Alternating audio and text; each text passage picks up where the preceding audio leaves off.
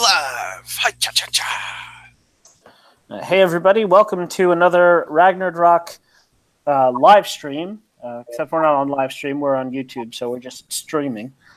Tonight we're with a lie, Ryan. Yeah. Way to go. Tonight we're going to be playing Dungeon World Freebooters on the Frontier. So this is the Sundered Shrine. I think this is episode 4. I am Ryan, and I'm going to be GMing this session. So why don't you guys introduce yourselves and your characters? Is characters like character that's also a centaur? Yes.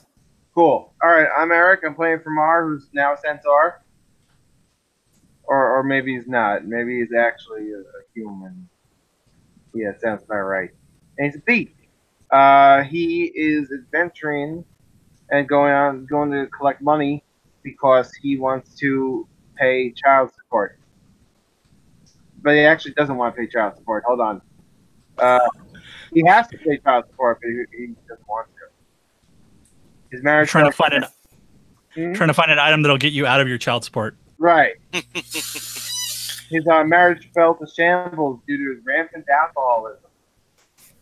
What I love is you're not even trying to find like a lot of money to pay off your child support. You're trying to find an item that will allow you to lie to your children that you're paying the child support, but not actually. Yeah, because if I find the money and give it away, then I don't have the money. But if I find something else to not have to give the money, and then I find the money, then I have the money. Yeah, that's fair. Great. Money. Everyone wins. All right. Well, I'm Steve. I'm the next character. I'm a character. I'm part dinosaur, and I also have back pains. I am playing Chiquint, an elf with a raspy voice, mismatched eyes, and no eyebrows. The raspy voice manifests itself in her sounding like a man putting on a feminine aspect a feminine accent. Her traits are selfless, cooperative, and forgiving. And she has found her magical book, so she's happy. Oh, and she also has a new pet named Threeve, a 3-headed murder burb. Combination of I think it was a falcon, an ostrich, and a devil bat, as Ryan put it. Oh, I thought it was a turkey. Well, it looks like a turkey, but because it's those 3 things put together. All right. If you combine those 3 things, it becomes a turkey. Yeah. Yeah, it's basically a turkey, right? I'm Alex, and I'm playing Quintus Stoutleg. He's a halfling thief. He's got matted hair, perfect posture, and ashen skin. He is stingy, petulant, egotistical, and as of very recently, undead. All right. I'm Chris. I'm playing Gidwin, the human fighter with dark skin, a goatee, and large ears. And, he's an idiot. That's about it. Great. I love it. All right. So we fade up on the party as they push through a back corridor. We're behind the scenes now of the Sundered Shrine, and you can see like they're uncertain. Everybody's like cautiously looking around. They're not sure what they're going to find behind the scenes, and we hear that chanting of the crowd: "Sundered Shrine, Sundered Shrine, Sundered Shrine," and the announcer, whose name I have to scroll up to find. Bubala Mabushnik? Pretty sure that was it. Hefema. I'm pretty sure it was Hefema.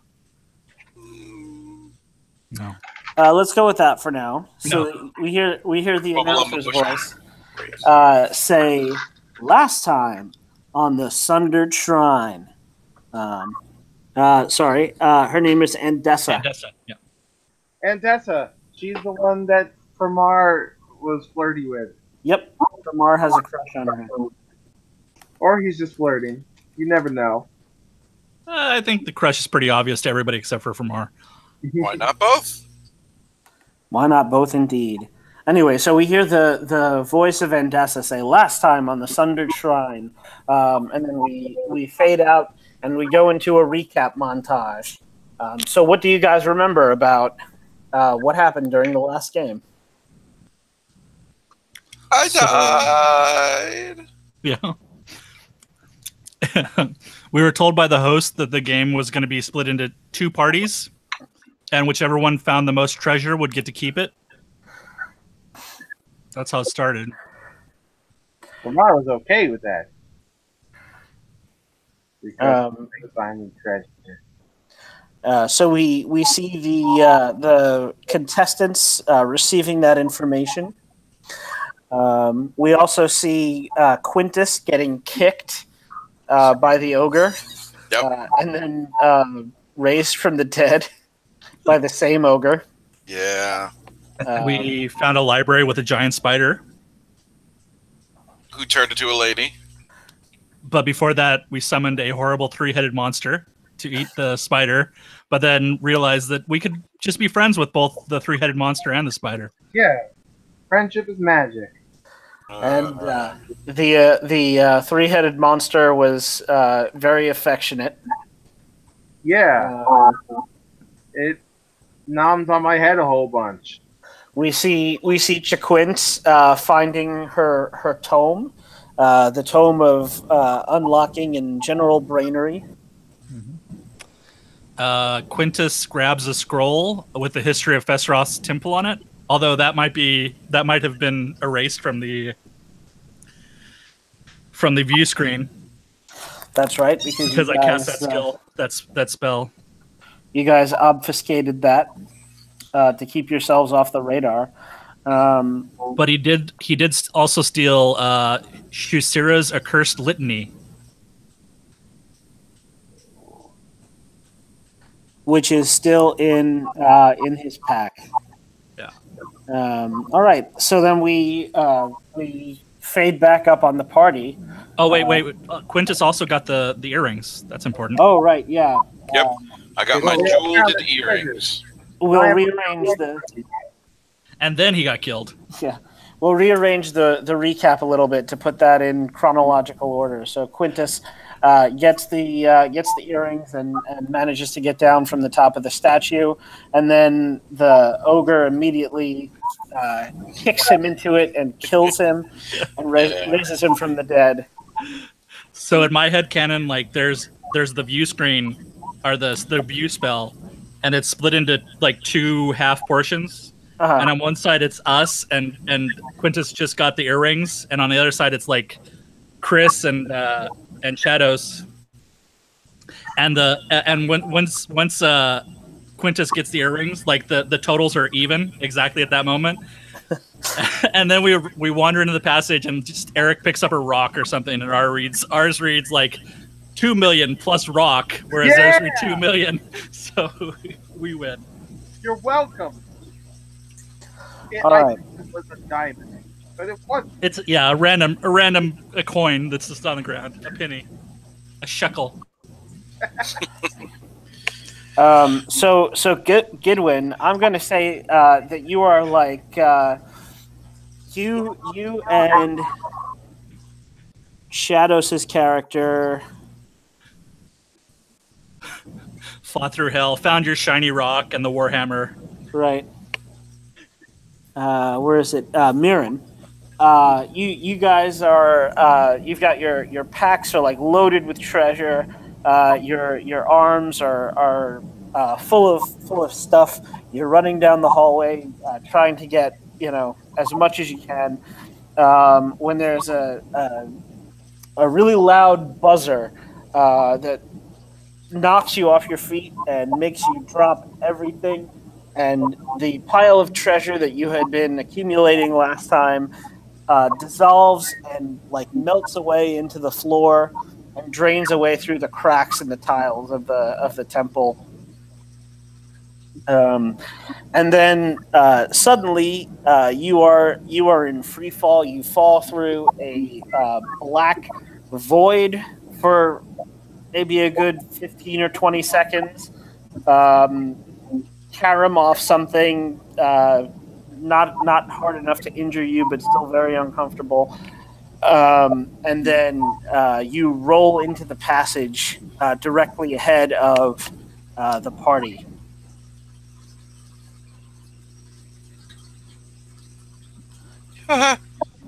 Hey there. Well, what are you guys up to? I'm fine. What are you looking at me like that for? Shut up. I'm fine. Chris there? Did we Um, lose? I don't know. Did we? Chris. Oh, he typed BRB. Ah. Oh, sorry. I'm back. Just came back now. All right. So all of that stuff that I narrated, Chris missed. And BRB. Sorry, I didn't see that. I wasn't looking at the chat. Hooray! You found your shiny rock, and then it evaporated in front of you. Yeah, you Oh, I'm gonna had a bunch of money. You heard a loud buzzer. Everything dissolved and drained away through the floor, and then you fell through a trap door. And you and Mirren and the two halfling, the half cops, all like landed in a heap in the corridor in front of the party. Oh, all right. Because we weren't here last time. I get it. Hi, guys. Hey. How are you? What's up? I'm fine. What do you mean I look dead? No, I don't. Shut up. I'm fine. You look fine. That's what I said. What are you I know. grilling me like that for? I'm not looking at you. Don't mind him. He just Can I died. look at him? He's a little bit living impaired at the moment, but he's with us still. So You're living impaired.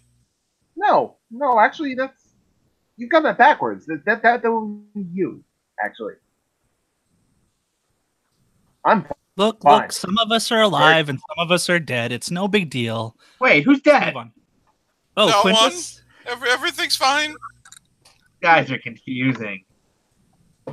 Quintus is a zombie now. It's not a big deal. Hey, we don't know that. It could I'm be pretty sure. temporary. It's not an ogre, though, right? No. Oh, also that three-headed thing behind you, that's not an ogre either. It's a very nice murder burb. Oh, yeah. it's Neither gotta is be. this lady. Yes, and this woman with the crazy eyes on the side of her face. Or, well, Chuck wouldn't want to say that. This woman with the beautiful eyes on the side of her face is also not an ogre. Hi. Oh, it's not ogre. Her name is Shannon. She's a spider brarian. I'm going to go with Miss Not Ogre. Oh, okay. From what she's told us, she'll accept anything other than ugh, spider, or ah. I mean, I would prefer that you use my name. I do have one, but you know, if that's too difficult, then I'll allow it. I've been very lonely, so I'm willing to accept a few concessions for, you know, companionship. Sometimes Gidwin- the words I say aren't so good. Gidwin kind of sees the world in shades of ogre. By shades of ogre, you mean ogre and not ogre? Yeah, that covers it. We've been able to convince them that there are different types of ogre, They're all which different sometimes color are ogres. I saw the blue one and the alien ogres. the bug ogres. Yes. Bug ogres, yeah. They eat silver, by the way. I see. So there is a spectrum between ogre and not ogre. Gotcha. Yes, and some of that spectrum is actually not ogres also. Pretty much anything that is dangerous to us, we just tell him is an ogre. Well, he just kind of says it's an ogre. Well, he No. asked if it's an ogre, and we agree. When are we finding my treasure? I'd like to know. Oh, yeah. Yeah, we have lots of other treasures to find, so we should get on that. All right. So you guys do have that history of the temple of Fesseroth. I told you that you had a map, correct? Yes, but it's Yeah. a map of how the temple was originally set up. Right. But it does show all kinds of back passages and stuff, which are still useful. Favorite passages. I hate you. Perfect.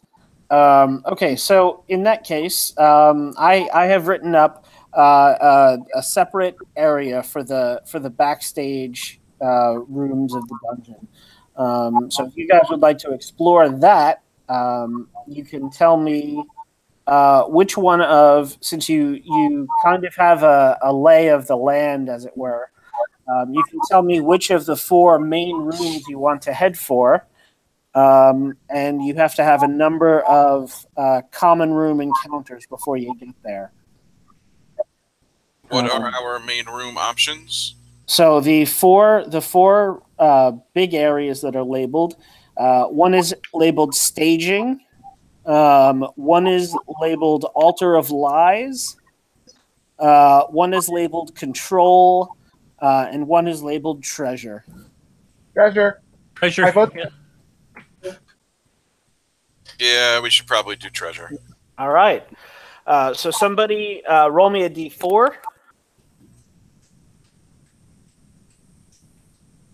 I guess I will.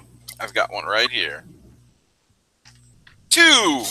2. Okay, so you're going to have to pass through 2 unlabeled areas on the map before you get to treasure. Fun. Right? Damn it, Alex! Why couldn't you roll a 0? I'm sorry. Try harder next time. So go ahead and roll me another d4 and then another d4 again. All right, let me see if I can get a 0 this time. I'll do one. Oh, that's a 4. Okay. I guess I'll do the other one.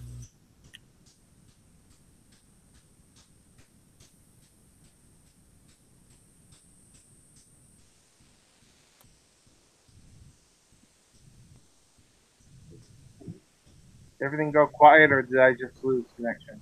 I think everything went quiet. I was wondering the same thing. Who's Chris was rolling? rolling the other one. I rolled a 2. Oh, I said that, and then everyone was silent. Oh, because that didn't come through. yeah. Oh. Sorry about that. We didn't hear that. We were all waiting for what you rolled. I still think it's that Eric lost connection.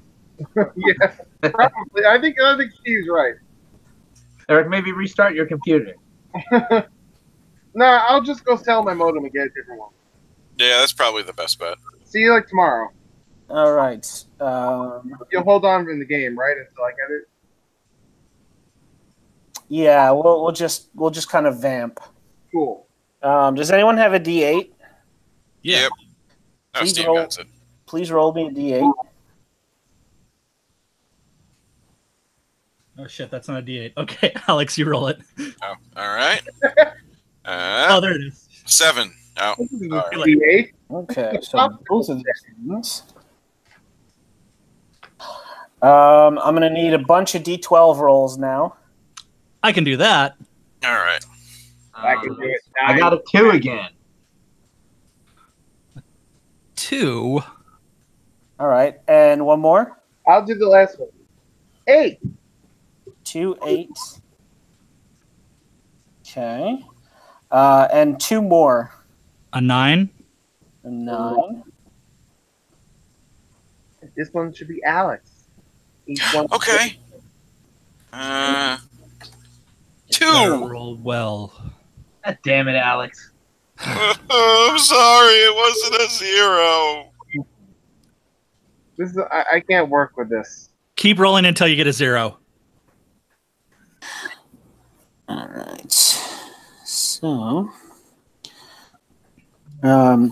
you guys walk through the corridor in the direction that the map says you should go. When you hear the sound of raised voices ahead of you, the voices are low and deep, and they seem to be shouting obscenities at one another. Do they sound like ogres? They do, in fact, sound like ogres.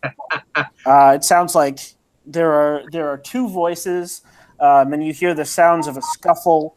It sounds like they're shoving each other into the walls, maybe throwing punches. You hear maybe one of them has a club, but doesn't really have the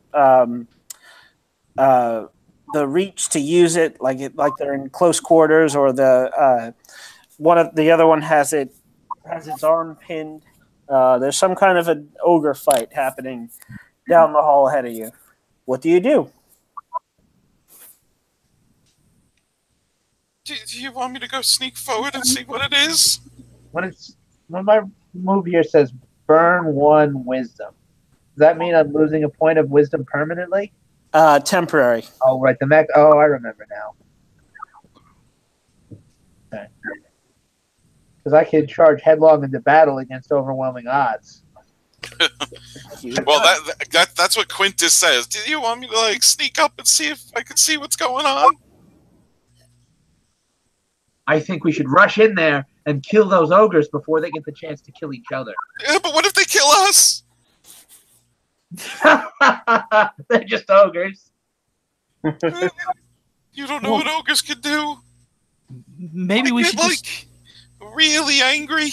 Well, I mean, you can't get more dead, can you? I don't know. I didn't even know I could be less dead. I can answer that. I've read quite a bit about revenants, and he can, in fact, get more dead. Oh, God. Oh. But, I mean... How dead can I get? Well, all dead? Yeah, basically all the way there. Oh, God. Well, just think about it. That makes your current situation seem better. I mean, you're really not any different than you were before, because before you could get dead, and now you can still get dead. Yeah, but before I had a heartbeat. Well, now you just don't have that. Anyway. Heartbeats yeah, I know. It's really weird. Those can be annoying anyway. Sometimes you think you're a little too loud and it distracts you and you're trying to sneak up on someone, that kind of thing. Oh, anyway, let me just say that natural decomposition is not your friend. So you may want to start salting yourself. I'm gonna rot. Eventually, yeah. Oh, God. Maybe we could find you some sort of cooling suit, like a cloak of cooling, or at least to keep the smell inside. Shannon, maybe you could work on some kind of alchemical potion that would either keep him cool or at least reduce the smell. I'll leave it up to you. I think I could definitely. So now you want to cover up my halfling odor? Well, frankly, I don't think you're a halfling anymore. Now you're a zombie. Oh my God! I can't believe you. Quintus is gonna walk off towards the ogres. Okay. So what's your approach, Quintus? Are you just walking straight up to them? Are you going to try to be stealthy, or? No, I'm just going to walk straight up to them. All right. They do not seem to notice you. As I said before, you hear the sounds of the scuffle getting louder. It seems like one of them has a club and is attempting to bludgeon the other over the head with it. Excuse me. And the second one is holding a book, it seems, and is playing keep away and batting away the club. They are shoving each other into the walls and shouting, "Give me the book! It must be burned." The other one says, "No, it mine. It pretty." And the fight continues. It doesn't seem like either one of them is going to get the upper hand in this situation. Okay, Goodwin, maybe you should go protect Quintus. Gentlemen, please settle down. Both of them like pause and turn to face you. Look, there's no reason to fight. I'm sure we can talk this out. I'll kill them both! I'm going to run in and stab the nearest ogre with my spear. Okay. So go ahead and Can I roll that move about running headlong? No guts, no glory. When you charge headlong into battle against overwhelming odds? yeah, you can certainly do that. All right. So I roll an 8, which means I get to choose 7 to 9, choose 2. Let's see, I can have an extra armor. The opposition is take 1 ongoing until you suffer damage. And all allies who witness your courage, foolhardiness, take 1 forward. Well, I'm going to take the armor. +1 armor.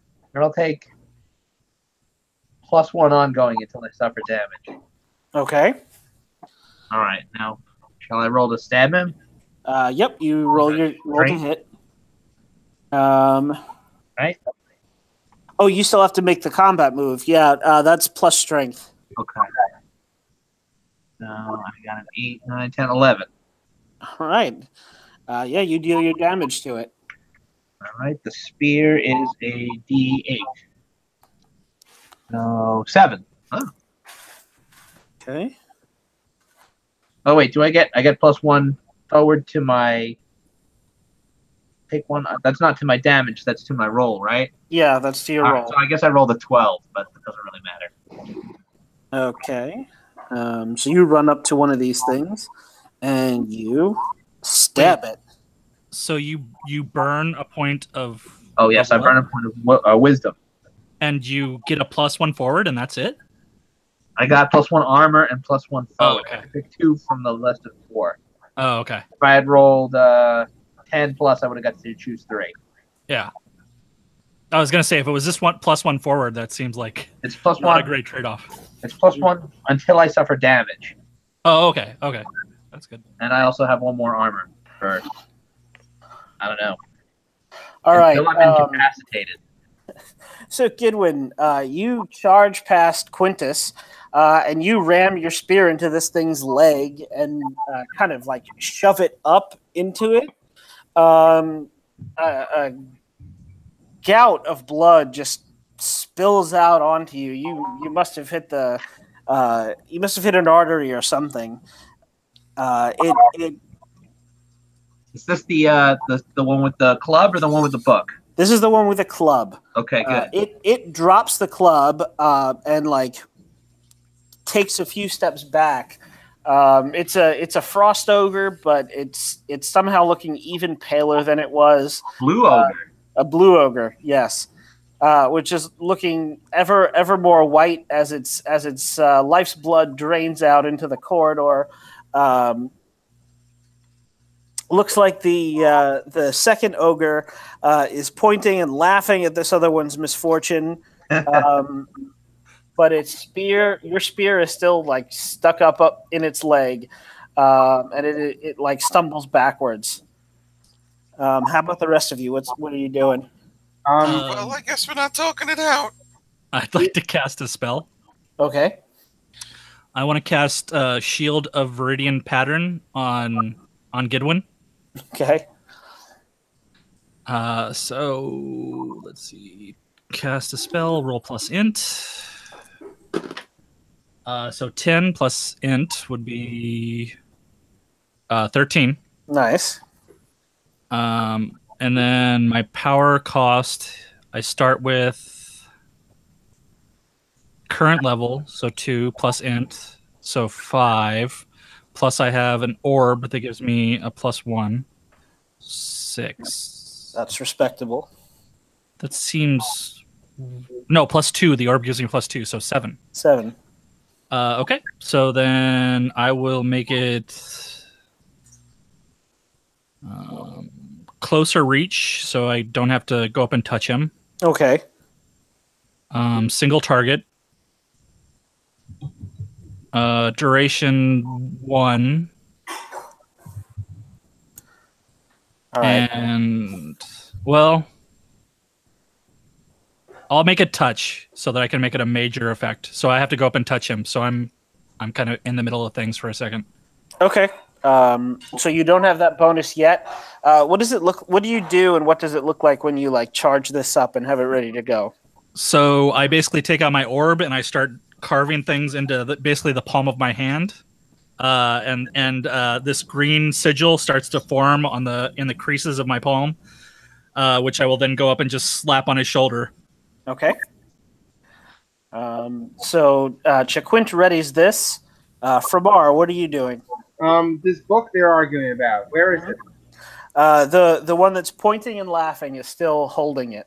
Oh, I was holding to set it down somewhere so I could just grab it. They have not. The other ogre is like very distracted now. I'm saying I think I'm picturing it's like really like doubled over in laughter, like knee slapping, but it still has the book in its hand, forgotten for the moment, but still in its clutches. I was thinking of trying to grab it from them, but it might be a little hard if it's in his hand. Well, that really depends on how good a thief you are. Do you have the I'm a stones? damn good Fragility. All right. If you, I will say this: it's a regular like human-sized book, so it's comically small in this thing's hands. It's the size of a human? No, it's, God damn it, Eric. it is the size of a book that's meant for humans. All right. So if you had something of a similar size, you could probably like swap it out really quick, and it wouldn't notice because it's so distracted and stupid. Do I have something of a similar size? Check your gear list. What do you have that might be? Let's see here. Rations, 5 uses. The expensive necklace. I don't really have anything. It looks like that would be suitable. Does the Stoolman? You know what? I'll let you use one of your rations. I'm gonna swap it with the Stolman. I have a book, but I'm not going to give it to you. I'll swap it with a ration. All right. That seems important. I'll say you have like a bundle of food that's about the size of a book that you can swap out. All right. So do you have any special thief moves that might come into play here? Purloin. When I take something out from under someone's nose, roll plus dex. On the plus 10, it's mine, and they won't notice until they look for it. Okay. 9, it's mine, but they knows it's gone right away. All right. So go ahead. All right. You sneak up to the ogre. It's plus dex? All right. 1 second. I have to load the app on my phone for the dice because I left my dice in my car. 11. Nice. It's kind of like bobbing up and down a bit in this thing's hand as it's like literally slapping its knees and guffawing. But just at the right moment, you like Indiana Jones it, snatch the book and shove the bundle into its hand, and it swings its arm up, doesn't even realize that it's not holding the book anymore, and you've got it. What is it? I like to also kind of walk out of range and like get it out of the way. Okay. Because I don't want to just be standing there and looking at the book. And then they'll be like, hey, that's mine. And then they'll crush me. All right. I am going to turn that question over to our patron, Steve. What is this book that Framar is looking at? Oh man. Dictionary. Let's roll it. Dictionary. Okay, we want to do a spell name. Yeah, All right, I have to pull that up. Hang on a sec. I have it. Oh, you here do? Okay. somewhere. Yeah. Let me go to the tables. Where is it? Well, I thought I had it. Okay, there it is. So roll. Wait, is it? Okay, yeah. Roll a D10, somebody. I'll do it. 8. So wizard's name, adjective, element. So roll a D100. Right. 5. 5. The first part of the wizard's name is Appall, Appol. Roll another D100. 24. Appallfant, Fant, Appolfant.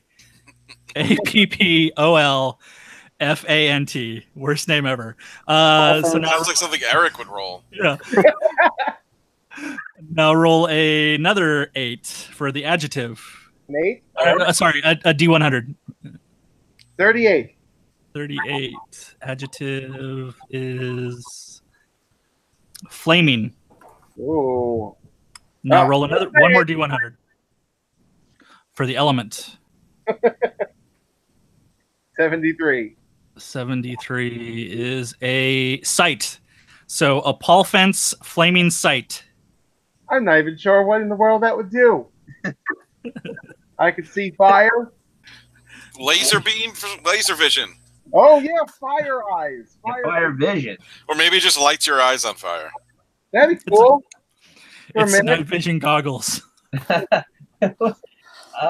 Shit, what was that? All right, never mind. All right, so I'm going to say, Mara, that this isn't immediately useful to you, but you think you could probably sell it to a wizard, or if you're willing to persuade Chaquint to instruct you a bit, perhaps he can teach you the spell that it contains. She. Is a female. Excuse me. Sleeper has the guy with the flaming eyes. And then you'll be able to see into the elemental plane of fire and immediately go blind. Right. Which won't be unpleasant at all. What if it lets you see while in fire? You'll be getting terrible burns all over your body, but you'll still be able to see perfectly. I mean, spells are really nebulous in this game, so really it can be any of these things and all of these things. Yeah. Quintus, you got people stabbing people and stealing things from people all around you. What are you? Yeah, I'm gonna hide. You're gonna hide? Yep. Do you have a move for that, or you just want to like step to the side and? I do have a move for that. When you are out of sight and remain quiet and still, you may spend 1 cunning to go completely unnoticed until someone is right on top of you. All right. So yeah, nobody's paying attention to you right now. All right. The one ogre is focused on Gidwin, and the other one is still laughing at his enemy there. Yep. I'm just gonna go run into the corner of the room and hide. All of your followers are hanging back unless one of you orders them to do something. Nope. I think Gidwin's got this for now. Okay. So in that case, it is going to. I'd like to run up and slap Gidwin, though. Okay. So go ahead. I'm going to say make me a saving throw using Dex to charge up and give him a pat on the shoulder. Oh, can I? For me again? It'll give you extra armor. Oh, nice. Can I order Threeve to carry me there and use his quality instead of my Dex? Charge up? Sure. Yeah, so I'll do that. So I roll plus quality, right? Yeah. If you're ordering, hang on. If you're ordering them to do something that is not order follower, when you order or expect a follower to do something dangerous, degrading, or contrary to their instinct, roll plus loyalty. Do their thing. I'm going to say this is do their thing. When you have a follower do something chancy within the scope of their tags or move, roll plus quality. Okay. And I rolled a 7. All right. So on a 7 to 9, they do it, but there's an unforeseen consequence, cost, consequence, or limitation. So I'm going to say that I fall off. You leap on Threve's back, and Threve charges into the melee. But Threve is kind of a big bird. You're going to have to get down off of them in order to hit Gidwin the way you need to. Okay. Okay. So you like get down and slap Gidwin, and the Viridian pattern spreads around him. I'm picturing that the Viridian pattern is just Argyle. Yeah, pretty much. So there's a magical Argyle pattern that shimmers in the air around you, Gidwin. What are you doing? It looks like the ogre you just stabbed is coming to its senses and realizing that there is a fragile little man that just rammed a spear up inside it and is not so happy about that. I think I'd like to pull my spear out and stab him again. All right. This time, I think I'm gonna stick it straight down through its other foot. Okay. And I'm use my metal thing. And I deal damage. All right, so I guess if I hit him, I will. All right. I'm going to say in order to get the spear out of it, you're going to need to make a saving throw using strength or dex, whichever you choose. My whole turn, or I just have to do it first? You just have to do that first. All right, so strength is the better one. And I rolled a 5. My strength gives me +3, and I've got 1 ongoing, so 9. 9. I'm going to say that you wrench the spear out of it, and it lets out a howl of pain, but it also grabs the spear tip, and you are now wrestling for it. All right, so I guess I'll pull on it for a little bit. He starts pulling, and then I'll push forward, just jam it into his hands. All right. So roll plus strength. Same thing, 9. 9. All right. And if that means I hit, right? So I'm going to spend a point of my metal here.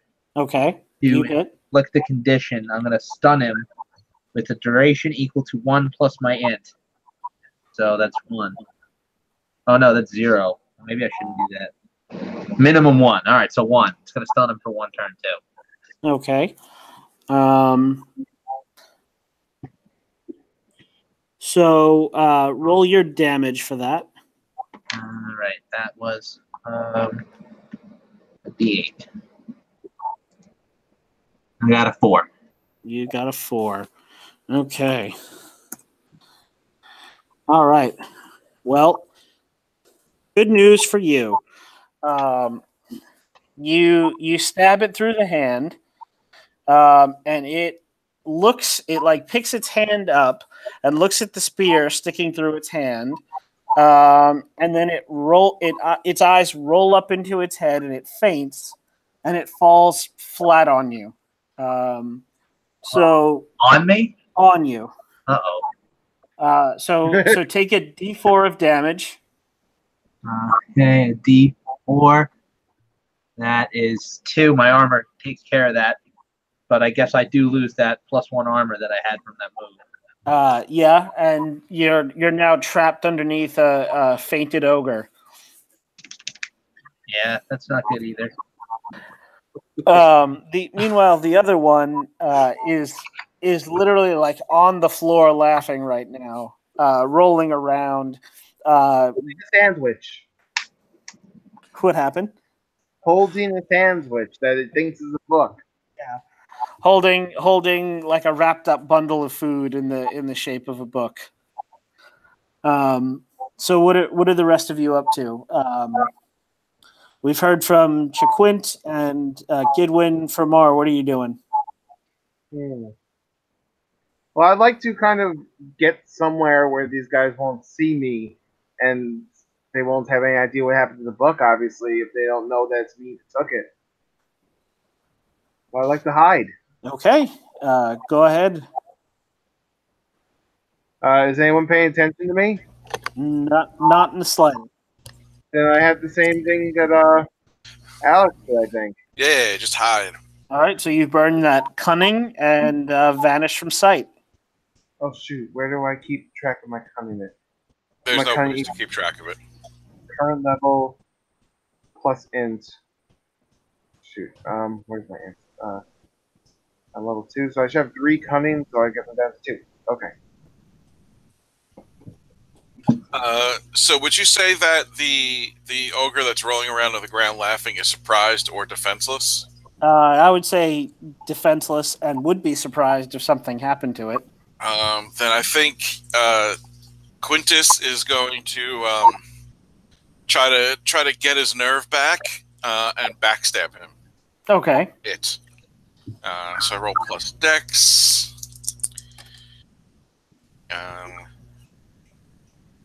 Which is 0, so that's an 8. So on a 7 to 9, I choose 1. I can either dodge back out of reach, deal my damage twice, or create an advantage. Where's my weapon here? My weapon is a short sword. No, I'll just dodge I'll dodge back. Okay. I'm not that brave yet. So you deal your damage. I do 1d6. 2. Oh boy.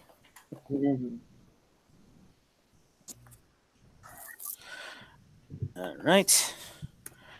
So this blow like glances off the thing. You have a what are you using? You have a dagger or a short It's a sword? short sword. A short sword. Okay. You like aim square for its side, like between its ribs, but it kind of rolls in your way, and you kind of catch it in the flesh of its arm. It shrieks in surprise and pain, and scrambles to its feet, and it has noticed you. But you jump clear of its reach. Yeah.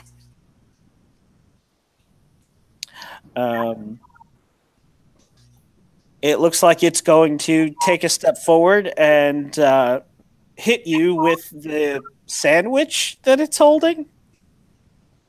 Is that from Mars lunch? So what do you do? Can I run away? Sure. Make me a saving throw using Dex. Oh, all right. 10. Nice. Oh, All right. I do have the armor still. I lose the +1 forward. You lose the +1 forward. So there's like a beat, and then it like snorts frost, and begins charging at you. And Quintus, you just turn and run down the corridor. Yeah, there is a beat in my lunch.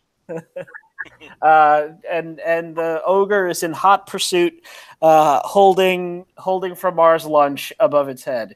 How about the rest of you? What's going on? Oh. I'd like to help Gidwin get out from underneath the ogre. Okay. So I'm gonna say that Gidwin, if you wanna scramble out, that's gonna be a strength check, and Chiquint, you can assist or hinder as you see. I will basically cast a spell to Okay. to help have the demon of the helpful blob pick up the ogre off of him. So Gotcha. I'll help using int. Okay. All right. Oh, I got an 8. And I got a 8 + 3, 11. Nice. So without getting into the mechanics, I'll say that bumps you up to a strong hit, Gidwin. So you're like struggling under the weight of this enormous ogre carcass. You know, like crawling out from underneath it. And all of a sudden, Chiquinch just like cracks her knuckles, and makes like this upward gesture with her hands, and these sizzling holes in the floor like peel open, and this horrible black smoky tendrils just push up and lift this weight from you. And one of the tendrils snakes around, and it has like eyes and a mouth, and it says, "Hey, how's it going?" right to you. Let me help you with that, buddy. I'm trying to decide if I should stay under the ogre and answer or shuffle out. I say, Gidwin, you should probably help Quintus. He's being chased. All right, so help me! I'll say, "Oh, hi," and then yells at me I should go help Quintus, so I'll crawl out from under it now. All right. You hear from behind you. Sure thing, buddy. See you later. And then the tendrils disappear back into the ground, and the ogre carcass thumps to the floor. Carcass meaning it's dead? Yes. Hooray. One down, one to go. Hey, Ryan. Yes. What are the chances that when this ogre's chasing Quintus, it runs near where I'm hiding and I could try to clip it in the ankle with my short sword? It is chasing Quintus back the way where you hid, so I will say you can definitely do that. Cool. Is that direction toward me or away from me? Away from you. Okay. So I guess I'd be rolling a strength. Well, you're hidden, right? So you want to like backstab it? Right, it would be a surprise or defenseless target, yeah. Yeah. So I could. So it says you could choose to deal your damage or roll plus dex. All right, so it's an auto success, or you roll for a better effect. Oh. Oh, okay. Let's see. I want to roll for the better effect. All right. I'm a man of chance. 8. So I get to choose one from the list below. You dodge back out of reach, you deal your damage twice, or you create an advantage, +1 forward to you or the next ally who attacked upon it. I'll dodge back out of reach. Okay. So you deal your damage to it. Alright. That is a short sword, so D6. A 6! Nice. Now, where do you stab it? Like in the leg, you said? Yeah, I was going for around the ankle. All right. So we'll say that you slice at its ankle, and it goes stumbling forward, screaming, and it turns, clutching its ankle in pain. It doesn't look like it's going to be standing on that leg anytime soon, but it is still a 12-foot tall ogre and very angry. It like swipes at you, but you are outside of its reach. And Quintus, you see this. You glance behind you and see this happen. So what are you doing? Can I backstab him again now that he's focused on Eric? Or... You just keep backstabbing. I'm gonna say no. No. Because he is aware that you're there. But it's if he's surprised or defenseless. I mean, he's armed with a sandwich. I mean, he's still aware that you're there. So if you come up behind him, he's gonna like swipe at you. All right, so I'm just gonna regular stab him. All right. Which is strength? Yes. Oh, good. I'm going to die again. Yep, I rolled an 8, so that drops me down to 7 with my -1 strength modifier. Nice. All right, so you deal your damage, but it gets to swipe at you. All right, well, I do... 6 damage. Nice. Nice. Die. So where do you stab it? The ankle. The other one? Well, here's the way I'm picturing this. It was chasing you. As soon as it ran by, Framar sliced its Achilles tendon. Right. So it stumbled forward and like rolled on its back. So it's supine now. Oh, okay. Clutching at its ankle with its head toward you. So then I'll just stab it in the head because Yeah, I so- thought it was still. I thought it was like hobbling. yeah. So you killed it. You drive your sword through its eye. But as like a last reflex, its arm just sort of like jolts up and smacks at you. Okay. So take a D8 of damage. Oh, okay. That is. A 1. Of course, I rolled an 8. But I have 1 armor, so I'm down to 1 hit point. That's not the way I meant 1. I want Um, to roll a 1. so Quintus stabs it and then gets smacked and knocked against the wall and is almost dead again. And then he crawls over to the cooling, the incredibly fresh corpse and just and takes a bite and starts trying to eat the ogre. Can I take my sandwich back? Sure. Yay! Everyone wins. I'm gonna I'd like to start harvesting frost ogre blood in the hopes that I can make some kind of concoction to keep Quintus cool. All right. I'm gonna say make me a saving throw using intelligence. Okay. I rolled boxcars. Nice. So yeah, you come away with a few vials full of frost ogre blood. I mean, there's plenty of it. Just they're dead, so they're not like actively bleeding anymore. But you give the arms and legs a couple of squeezes, and out it comes. Oh God, it's so good! It's so good! I've never tasted anything so good in my life. Or I don't know. I hand them to. I'm gonna try tasting the ogre because apparently it's very good. It's very bad. Yeah, it is. I mean, it's a bit chewy. All right, so I take a nice big bite, spit it out, and gag. Oh, I don't know what you're talking about. That's awful. It's like biting into a clod of spearmint dirt.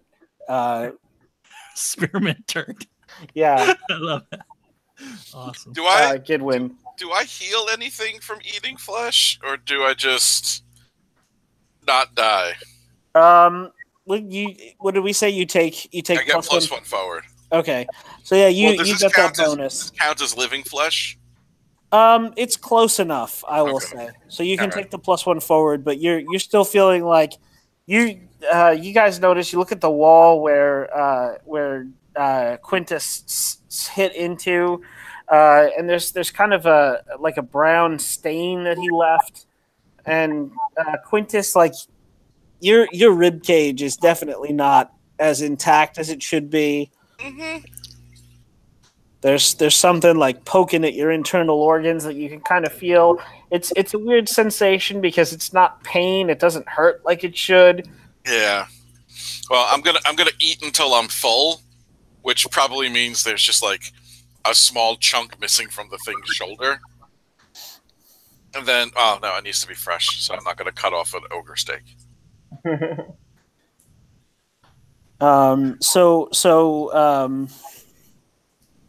Shanam comes up to you, and she goes, Quintus, it looks like you were a little hurt." I look up at her, my hands and face covered in ogre blood, as I finish chewing a piece of meat. What? It just looks like you've got like what's that freezer burn like hanging from your face like that. I imagine frost ogre blood is like a bluish thing because it's cold. Yeah. So if Quintus just has like, it looks like he has blue paint all over his face. Which blue? I like a combination of the two things. Like, so you've got like this bluish beard of freezer burn and what looks like sparkly Crest toothpaste. What do you mean I don't look so good? I feel I feel great. Well, I mean, you did just get bashed up pretty badly back there. Did you want some ogre? I can see There's one of plenty. your I'm not ribs going to finish it all. sticking out of the side there. As much as I would love to try the ogre, I'm much more concerned about you. Would you like me to, take a look and see if maybe I can? Oh yeah, sure. Yeah, okay, Spider-Brarian. All right. So you stand and the bones just kind of like rattle loosely inside you. Ooh, they're not supposed to do that. I know that much. All right. Let me see if I have anything here. So she rummages through her pack. Does someone want to roll with her quality for me? Go for it, Alex. What's her quality? +2. Ooh, that's a 13. Nice. All right. So it is not like pleasant what she does. She thinks for a second, and then she gets like what looks to be like surgical pins. Oh, okay. And she starts like fiddling around with your torso so she can feel your ribs and like skewering them back in place. Yep. But when she's done, I'm going to say that you can heal back up to. You can heal back up to full. Because she basically like puts you back together again. This is a roller coaster ride for Quintus. And again, like it's sort of like it doesn't hurt. It's more the unpleasantness of seeing somebody and kind of vaguely feeling somebody do this to your body. Yeah. Oh, that's a whole bunch of needles you stuck in me, but it feels like all my things are back in the right spot. So thanks. Yeah. Just it's I don't know that they'll heal per se, but they'll stay in place. Oh, you know about medicine and stuff, right? Yeah, a little. How long does it take for blood to start pooling inside a corpse? Well, about 48 hours, I would say. Oh, okay. So I got another day or two before I have to cut my feet open and drain myself out. Yeah, I'd say so. Cool. Great. But it looks like Chiquint has been draining the blood from the ogre corpse. And... Oh, so was I. Yes, but I was doing it for possibly alchemical purposes. I'm thinking maybe we can make some kind of potion to help you, Quintus. Oh, that would be super nice of you. Preserve you a little bit. Oh, you just want to watch a halfling die even longer. Yeah, well, I mean, yeah, yes, I guess. Wow. I thought you'd at least say no to that. Well, I mean, I like having you around. Up to it. So you just want to watch me die an even slower, more agonizing death. Well, you're already dead, so I guess no. The answer would be no. I don't want to watch you. I want to watch you be dead for longer. Oh, yeah, you must really be loving this. No, I'm not. Look, let's just keep going. I'm sorry I didn't offer you any frost ogre meat. There's plenty there if you want some.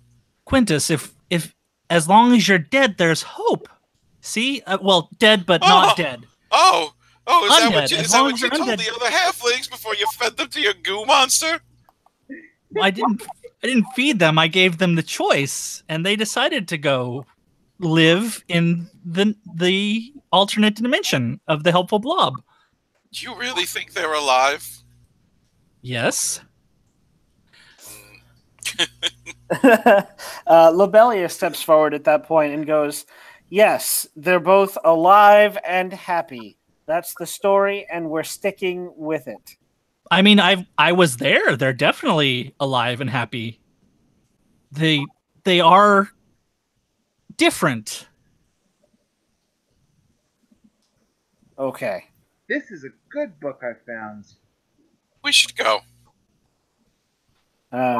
So I'm gonna hand the blood to Shannon to Okay. start working on that since she's an alchemist. Okay, she will be able to do that. I'm going to say, in the next scene, if you make a roll for her, we'll see what she can cook up with the supplies in her bag. Okay.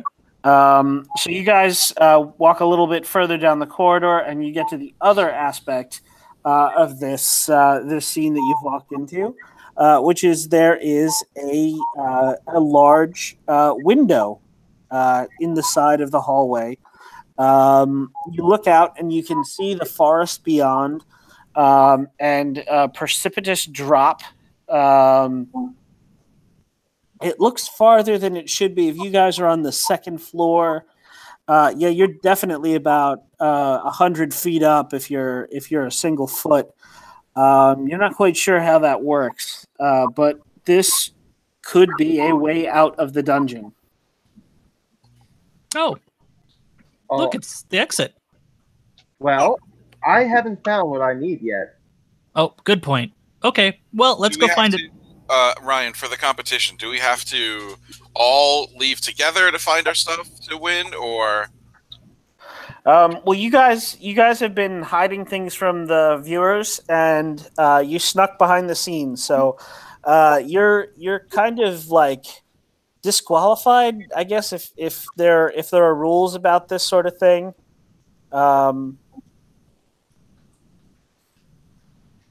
You're basically in the out of bounds area right now. Right. So you're not sure like what they're doing with the audience, or if they're still tracking you. They may have lost sight of you.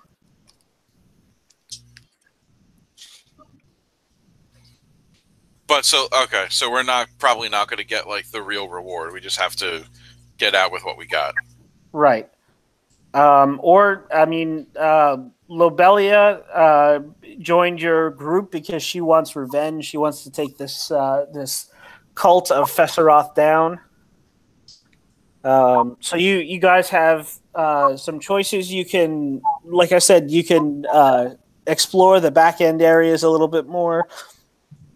Find some more loot. You can try to destroy the priesthood of Fesseroth and stop them from doing this. Or you could just leave.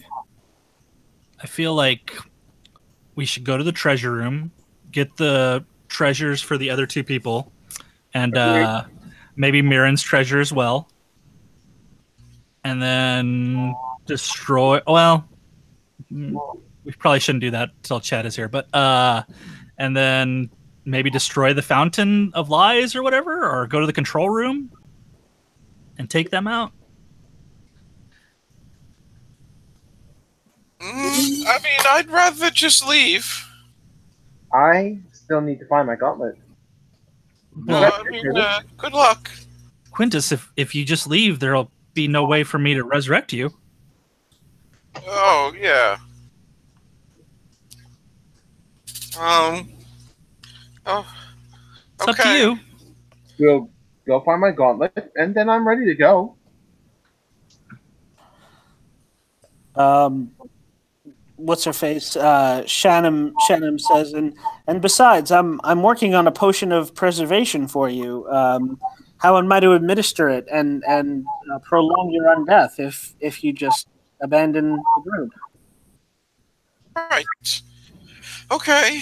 Then I mean, we know a way out guess- now. We can always come back. I guess we'll keep going then.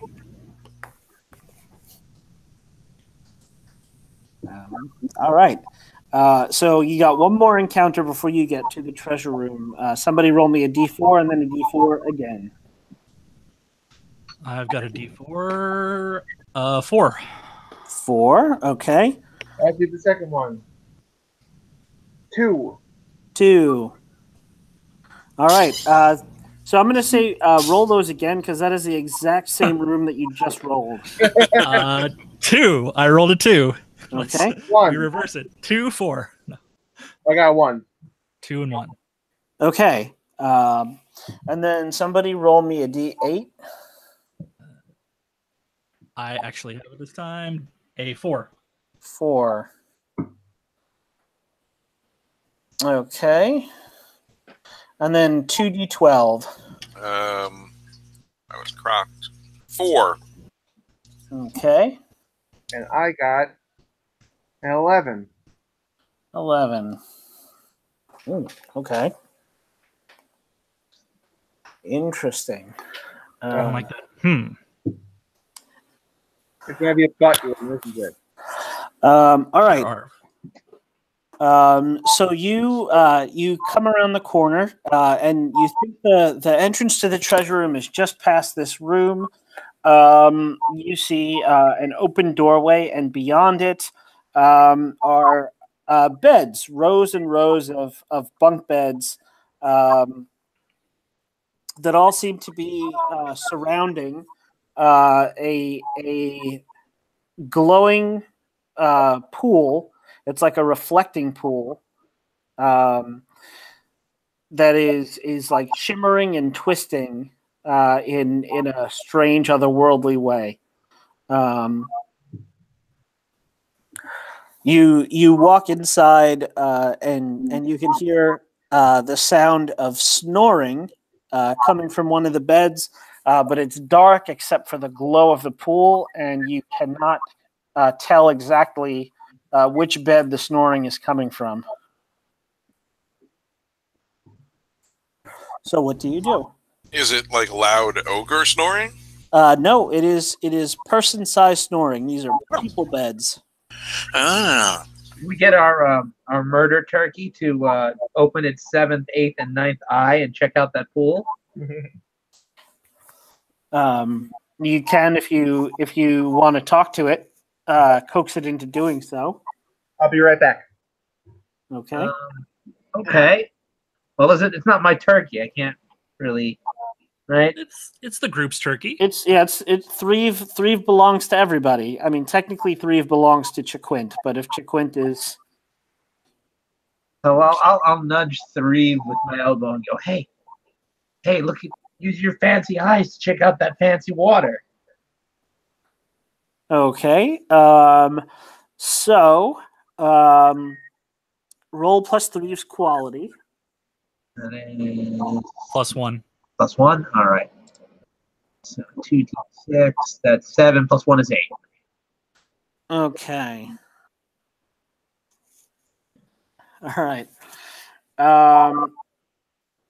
So you see all 3 like bird heads sort of they like maneuver around each other as if Threve is trying to get a parallax view in a weird 3-dimensional kind of way. All of its eyes close, and then a large vertical eye in the center of each of its 3 heads opens and begins to pulse and glow with the same light that's emanating from the pool. Threve immediately opens all of their eyes, and one of its heads darts forward, and it starts like cawing at the pool in a very excited way. Must be thirsty. It looks at you and it looks at the pool, and it pads over, and the one head is still cawing. You think you can hear the person in the room start to rouse from sleep. So what do you do?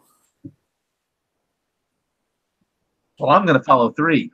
Okay, you head off toward the pool. Guys, Threve is making a lot of noise and may wake whoever it is that's asleep in this room. That was a good one. Good 3.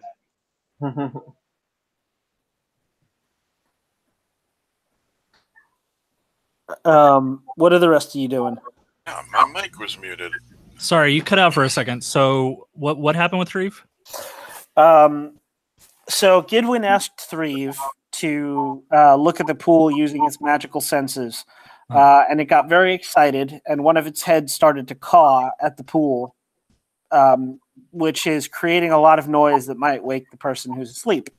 Oh, okay, so there's one person asleep in this room? You think. The room is empty, but you definitely hear at least one person snoring somewhere. Okay. I look over at the other two and I say, maybe someone sneaky should check to see who that is. I'm sneaky. If it's one of the priests, then maybe we, might want to capture them or just not let them talk to us because they have that power. I'll sneak up and try to take a look without being noticed. All right. So make me saving throw plus dex. Oh, I have a move. Or if you have, a thief move would work too. Yeah, move silently. When you sneak from one place to another, name a goal within sight and roll plus dex. On the plus 10, you do it and take plus 1 forward against whomever fails to notice you. 7 to 9, choose one from the below. Okay. All right, so let's see. So go and be sneaky sneakerson. 7. I got a 9. Okay. Let's see. Which one do I want to choose? All of them. I guess I'll go with they notice you right away, but you have the upper hand to take plus 1 forward. All right. So you follow the sound of snoring. It sounds like this person is definitely like starting to wake up. But you sneak up. You see them like start to rise out of bed, and you rush forward and like cover their mouth and hold your sword to their throat.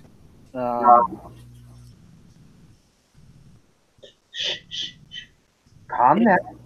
It is an older gentleman, very very thin, balding, with like brownish hair. He is mostly naked, and there is a dark purple robe, similar to the one that Endesa wore, but without the elaborate filigree on it, slung over the bedpost. Careful, whatever he says, we'll believe. Don't let him talk. Oh. Well, I'm keeping my hands over his mouth. Leave it. You believe all of his mumbles. Yes, I believe them to be mumbles. Those are very believable mumbles. What are you talking about? They're very authentic. Can I roll in? Would it be intelligence to know something? Sure. I rolled a 10, so 13. Okay, so when you recall something you know about the subject at hand, say how you might have come across such knowledge.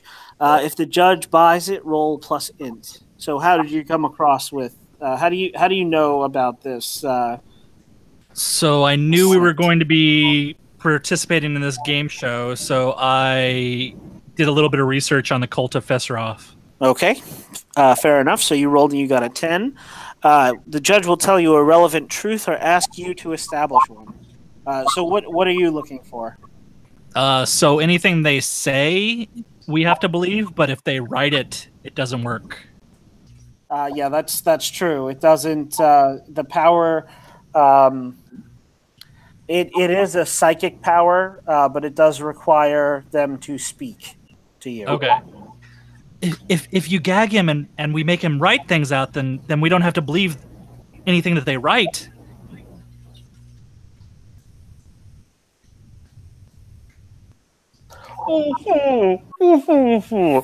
He's like raising his hands. Yeah, and that's trembling. very believable. Well, let's gag him up then. Keep them mouth closed. All right. So who's gagging him? I gotta keep my hands on his mouth, so someone else gotta do the tie-in. All right, so Quintus, who just sort of wiped his hands off with the blood on his shirt, and then wiped his mouth off with the back of his hand and smeared it, so he's still like covered in dried ogre blood. Walks over with a piece of cloth. All right, I'll gag him. He sees you and starts to cry. He doesn't struggle at all, and you gag him. He looks from one of you to the next, fearful. So why are we gagging this guy? Are we gonna eat him? No. I just No one's going to eat you. That's not the plan, at least. thought we might be able to, get information out of him. Oh, and then we can eat him? No. Let's not. Actually. Look, it's kind of my thing now. I'm sorry. I have plenty of those rations that we got from Shannon. You seem to like those before. Yeah, but that was before I had the real thing. Well, I'm sure we can find. Talking about this. You know what? I want our information. What happens after we get the information? I guess is out of my hands. I want the information to go towards the treasure, and then what happens happens. He starts like full on sobbing now. Oh, I don't think we should eat him. We should bring him along. He seems like a nice fellow. Meanwhile, Gidwin, Threve charges up to the pool and just like sticks its head in, and then the other two heads dive head does underneath stick in? the middle head. And then it kind of swaps where the two end heads dunk themselves under the water and come up, and you see they kind of look at you as the glowing water runs off of them, and their eyes have taken on that same glow. Well, the Reeve has never steered me wrong before. Get in there and drink some.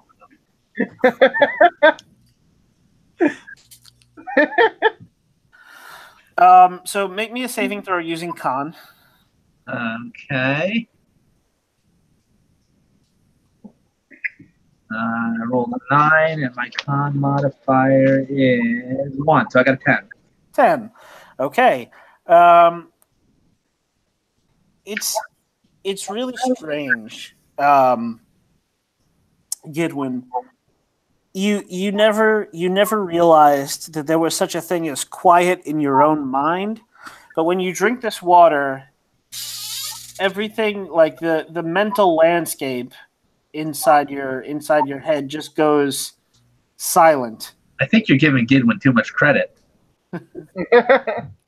I mean, everybody has like stray thoughts and like kind of impulses and intrusive thoughts and that kind of thing, but you just have this like unnatural focus that comes over you,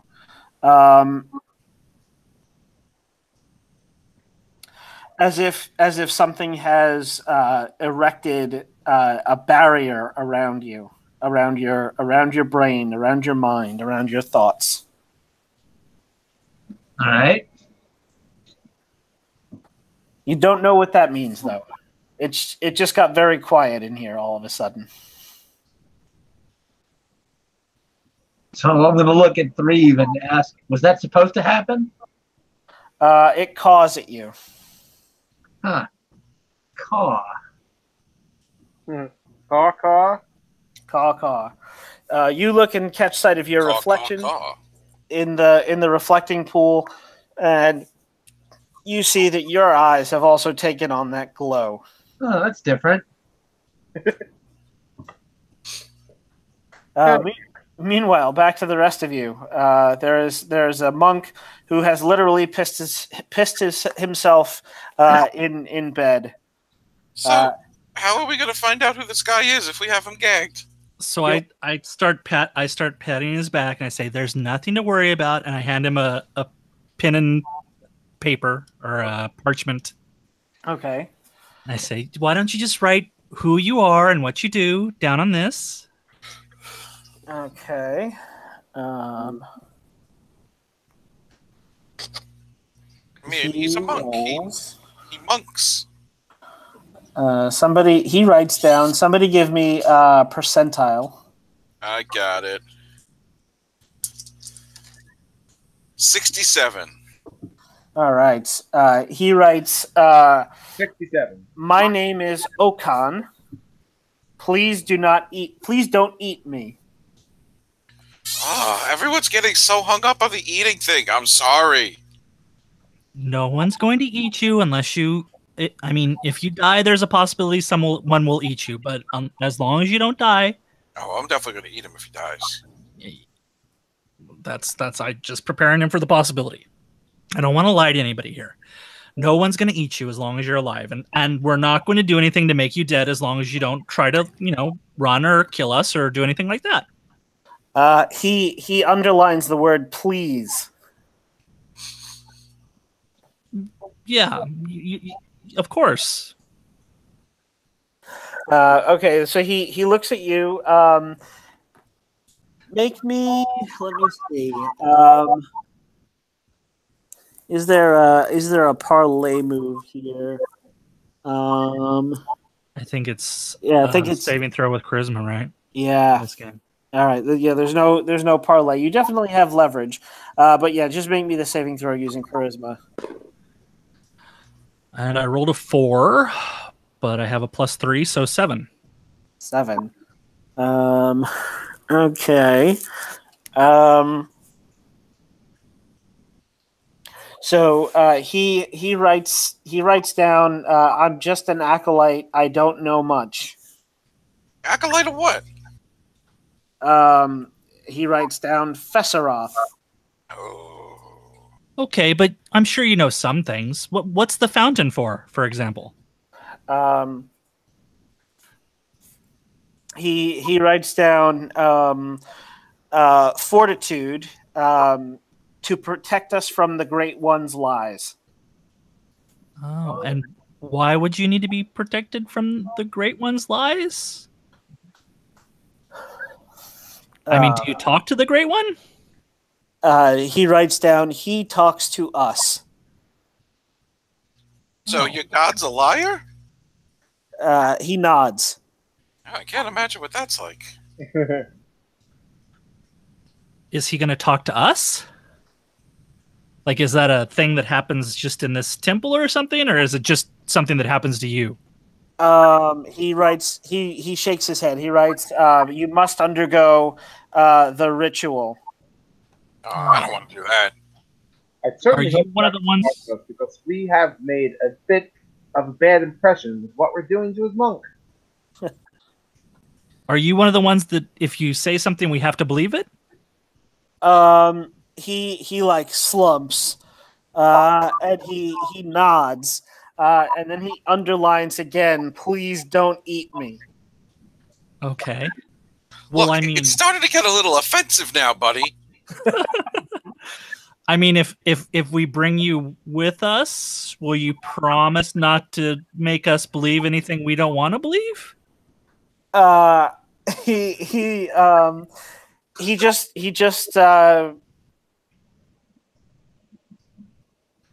kind of looks confused for a minute, and he nods. He promises. Okay, well, we're gonna have to keep you gagged just to be sure until we, tear apart your temple and bring your whole order down. You should probably Is that okay? bind his hands too. Like tie him up.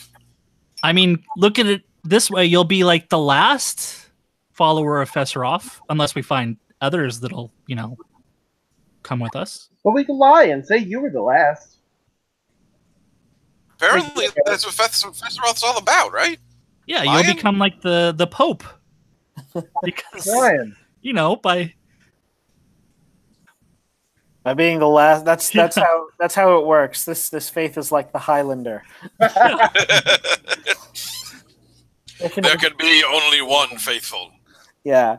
Whoever survives the free-for-all gains the most religious influence by default.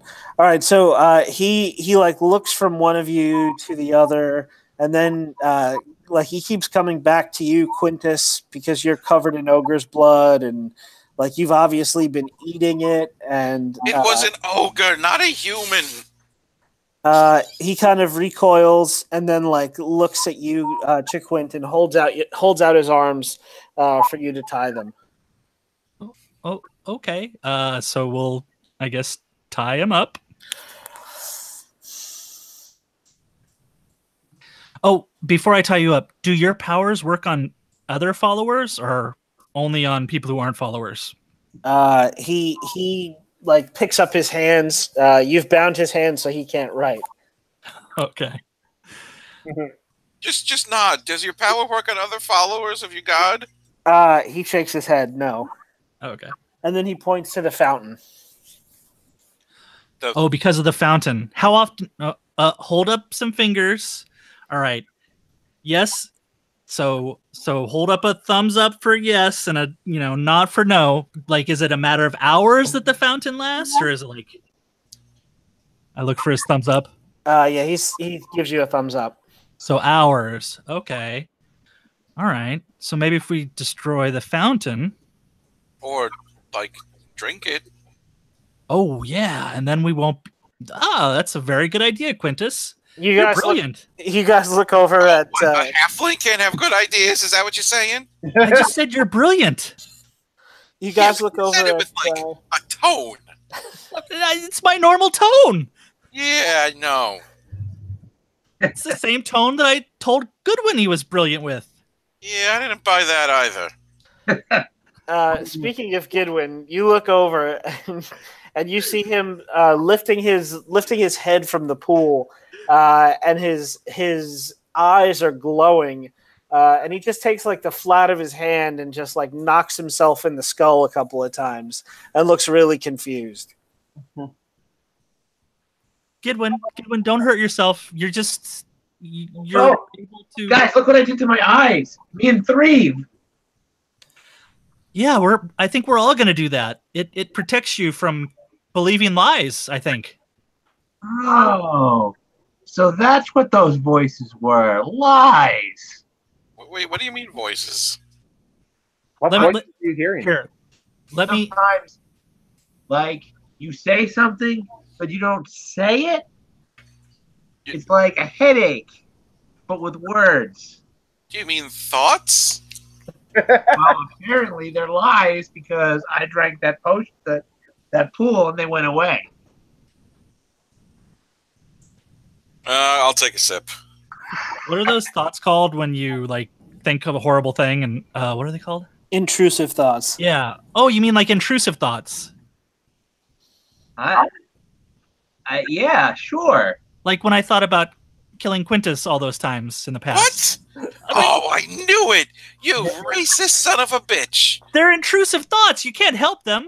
I'd say they're pretty intrusive. How do you think I feel? I'm being very upfront about it. But anyway, let's check this power. Okay. Goodwin, I'm going to say something to you and you tell me if it's a lie or not. Okay. I don't like you. Really? No, it was a lie. It was a lie. I really like you. Talking out of both sides of your mouth like usual. I don't know who to trust anymore. Okay, well, we'll just have to try it and figure it out.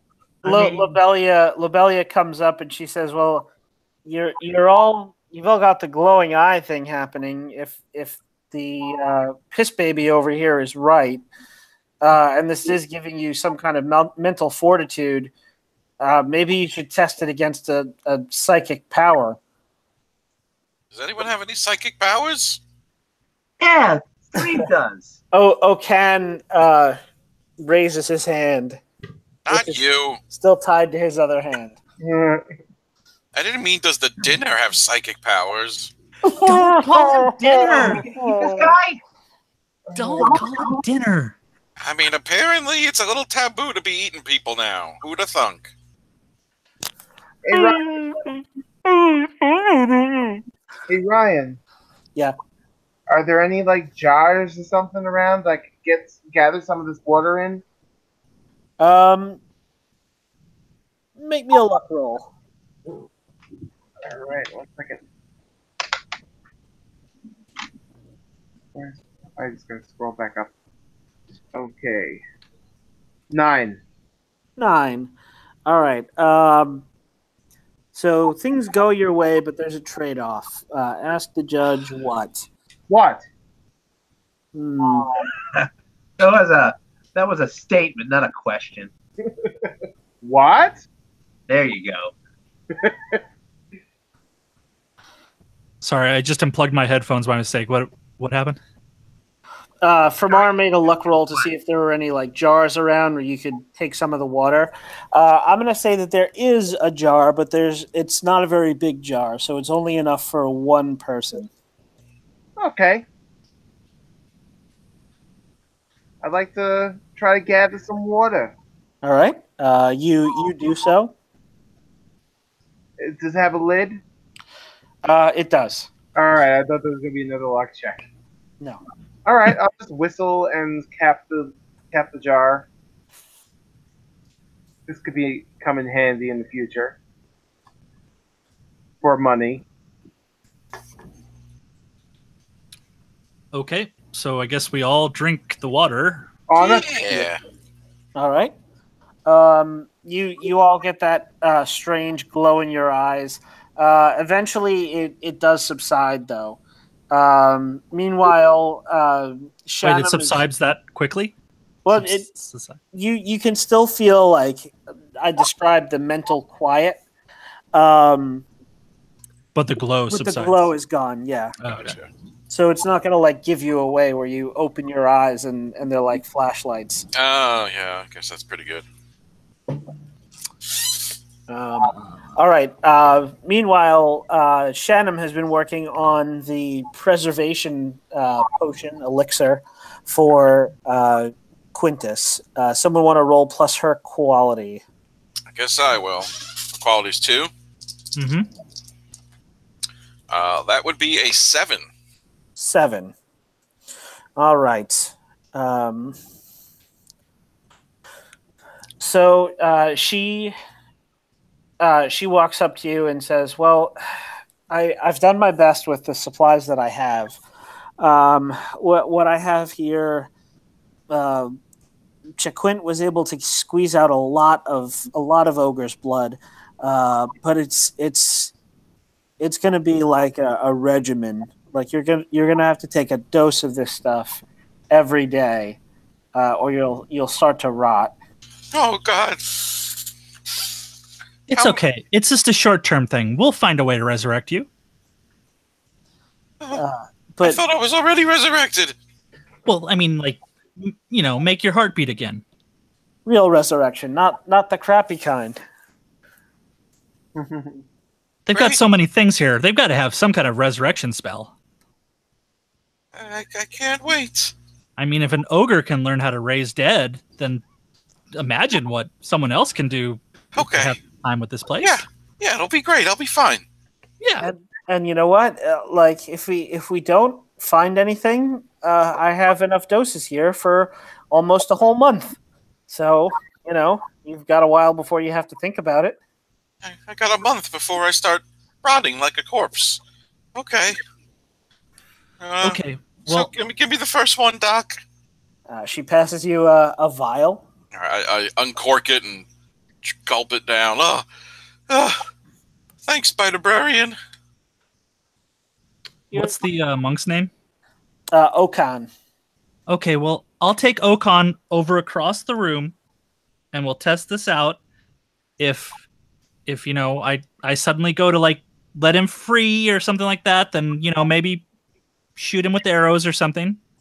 I had to drop my bow right before I died, so I can't really do that. Oh, I have a sling. okay. Well, figure it out.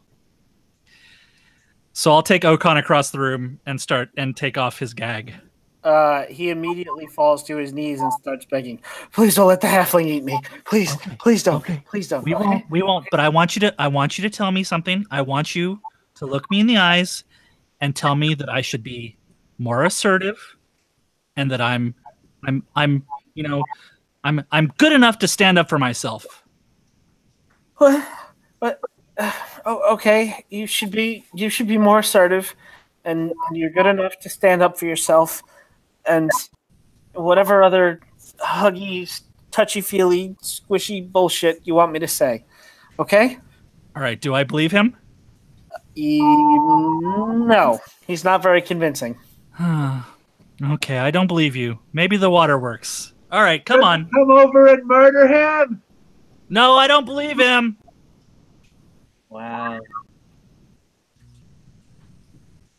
So he's still tied up by the hands. He's ungagged, and he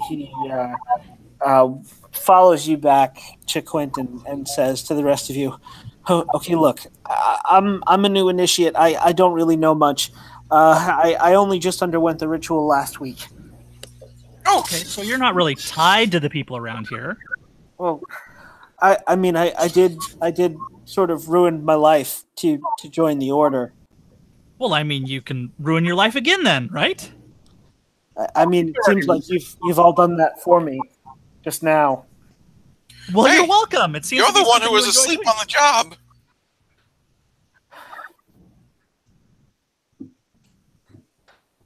Look, the acolytes, they're not gonna be able to have any influence on you. But the conjurers, they're still very powerful, and they have those crystals, and I'm pretty sure that they can get inside your mind with those. Okay, how many conjurers are there? Are the crystals pretty? I guess. And how many conjurers are there? 10. 10 conjurers. Is that water going to protect us? From the acolytes, it will, but the conjurers are more powerful. And what do the gems look like? Do they look anything like this? And I hold up one of the gems from the whatchamacallit? Oh, the orrery. The orrery. Sort of, except they're a little darker, and they all have them mounted on the tops of their staves.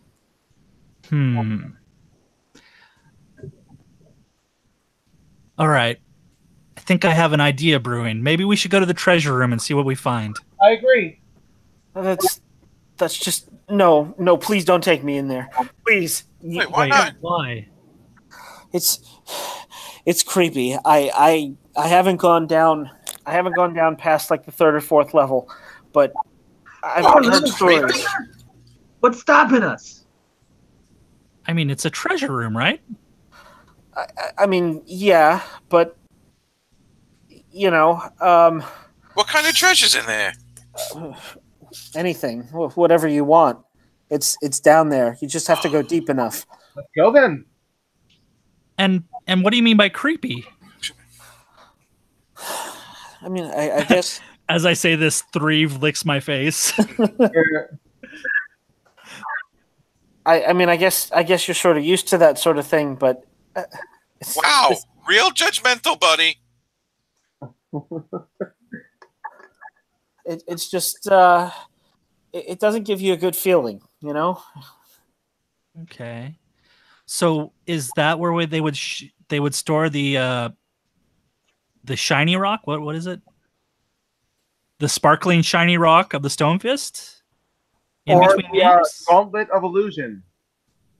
If they're not being used as props in the current run, then yeah, it might be. Hell, there might be doubles of it down there for all I know. Well, we're out of bounds, so the current run's over, right? I did hear the acolytes murmuring about how some of the contestants escaped. Oh my God, you're contestants! Oh my God! Oh my God! Ah, He starts hyperventilating. does Please, that mean we're winning? please don't kill me. Please don't kill me. You keep saying that. No, before We were he gonna kill lost you. his We would have knot. done it. Probably. He did just kill some ogres. I'm sure we could have if we wanted. I mean, so far we've been very good about not killing most things that we meet. Have we though? Nah, the ogres, the other one, Quintus. Okay. You didn't well, kill me. I got killed by an ogre. Yes, but you're one of the things that died along the way. We were talking about things we killed. I Alright. killed a bunch of ogres. I'm sure you guys are really great at killing things, but please don't take me down there. I don't think I could stand it. And I peed myself. Yeah, we can tell. I What might if be you dead, but I spat? can still smell you. I mean, I think we have to take you because if we don't, you'll tell everyone where we are. Once again, Okan starts to weep. We can blindfold you. He nods. Okay, so we'll blindfold him. Why the heck not? I'll blindfold them. I'll find the thing and blindfold them with it. We could just use the gag we used him before. He, Put it over his eyes instead of his mouth. he is still like mostly naked. Can I at least take my robes? Yes, of course. Sure. Wait a minute. What kind of stuff do you hide in your robes? I mean, You want to go through his robes? Yeah. Okay. Roll me a luck check. Oh, that's something I'm good with. Okay. So I rolled 2 dice. I rolled a 9, a -1. That's 8. That's great. Good job, Alex. Now I could spend a luck to make that.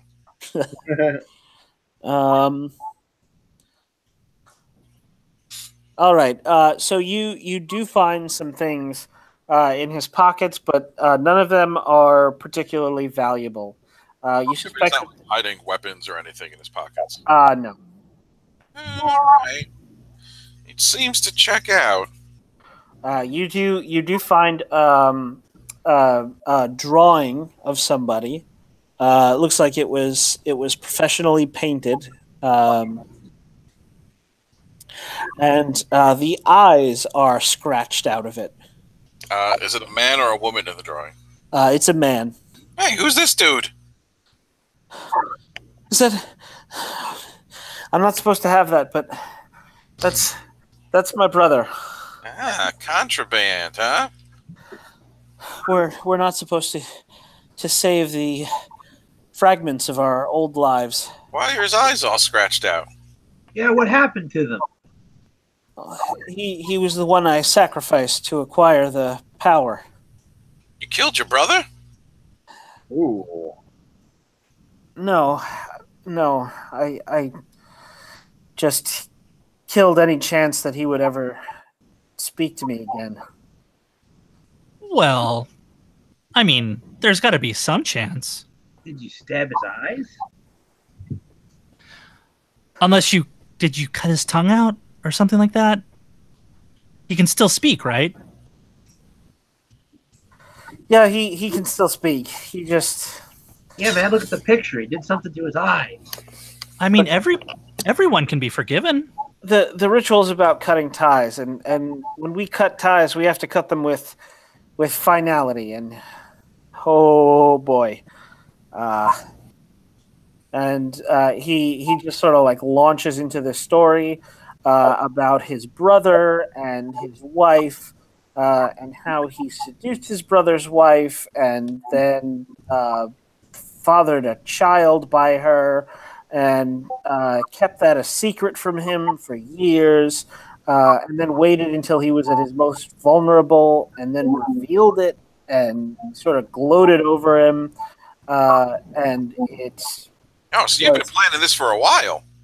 yes, we study and prepare for years before we undergo the ritual. Well, I mean, that's very horrible. I'm not going to sugarcoat it. Yeah. But I think we can repair that relationship. We just need time. Let's work on it. We'll think about it. He's very positive.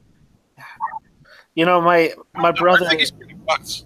The last time I saw my brother, he told me he was going to feed me my own kidney if he ever saw me again. Oh, well, Well, I mean, you Is can that live why with you're one so kidney. afraid about being eaten? Because you want to do it? I mean, no, but So all you have to do is eat your kidney, and he'll forgive you. It seems to scan. I don't think that's how that works. But look, let's just go. I mean, I'll take your kidney out if you want. No, please don't. I just want to point out that you can live with just one kidney. So if you eat one of them, Oh maybe God! Wait, things you will have two catch up. kidneys? What organ was I thinking of?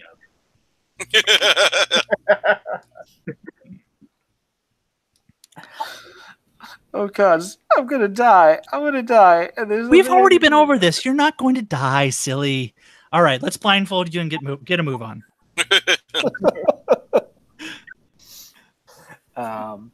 I mean, we're not going to kill you.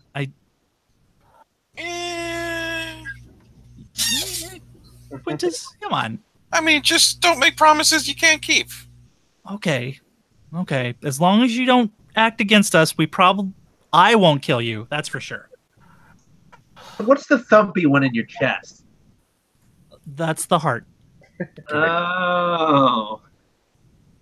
I thought that was a kidney. Mm. You know, Okay. the heart, the king of organs. Well, the treasure room should be right through here. Yeah, that's where it is. All right. All right, let's go. All right. So somebody roll me a D3. Oh, I have one of those. Oh, all right. 2. 2. Okay. And then I need 4 D12s. Oh, I got one. I got a 4 on one of them. I got 8. Okay. 4 and 8. 2. Okay. And 2. And Eric, go. D12, 11. 11. Okay.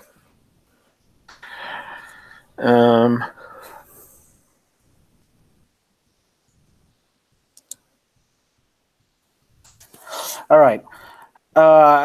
So you guys walk into a very kind of it's like a cylindrical chamber. Stone walls, very dark. You see a spiral stone stair wind down into the floor, and you can see a bluish glow coming from the lower level. You can't quite see down the stairway because the floor isn't cut away in the center. You have to descend a bit before you can actually tell what's going on down there. Okay, so this is probably the treasure room, so maybe we should all hurry up and try to find these treasures, and then we can get out of here. I'm down with that. But he said there's anything down here. Like, even a way to make me not undead again, I think, maybe. Well, yeah, that's what I'm going to be looking for. Oh. Well, then get going! So I'll start going down the stairs. Okay. As you round the first curve and descend below the floor, you hear the dull roar of wind, and you sort of make the mistake of looking down, and you catch your breath and you like throw yourself back up against the wall because this spiral staircase, just like continues to wind down and down and down up to the vanishing point, which is glowing a faint blue color. You can see that there are different levels of this room. that you can get off at. You're a couple of steps away from the first level down. Okay. I'll say, Threve, come here, boy. Threve pads down the stairs, and one of its heads licks you. Okay, boy. Open that 7th through 9th eye and see if you can find the gauntlet of illusion. Okay.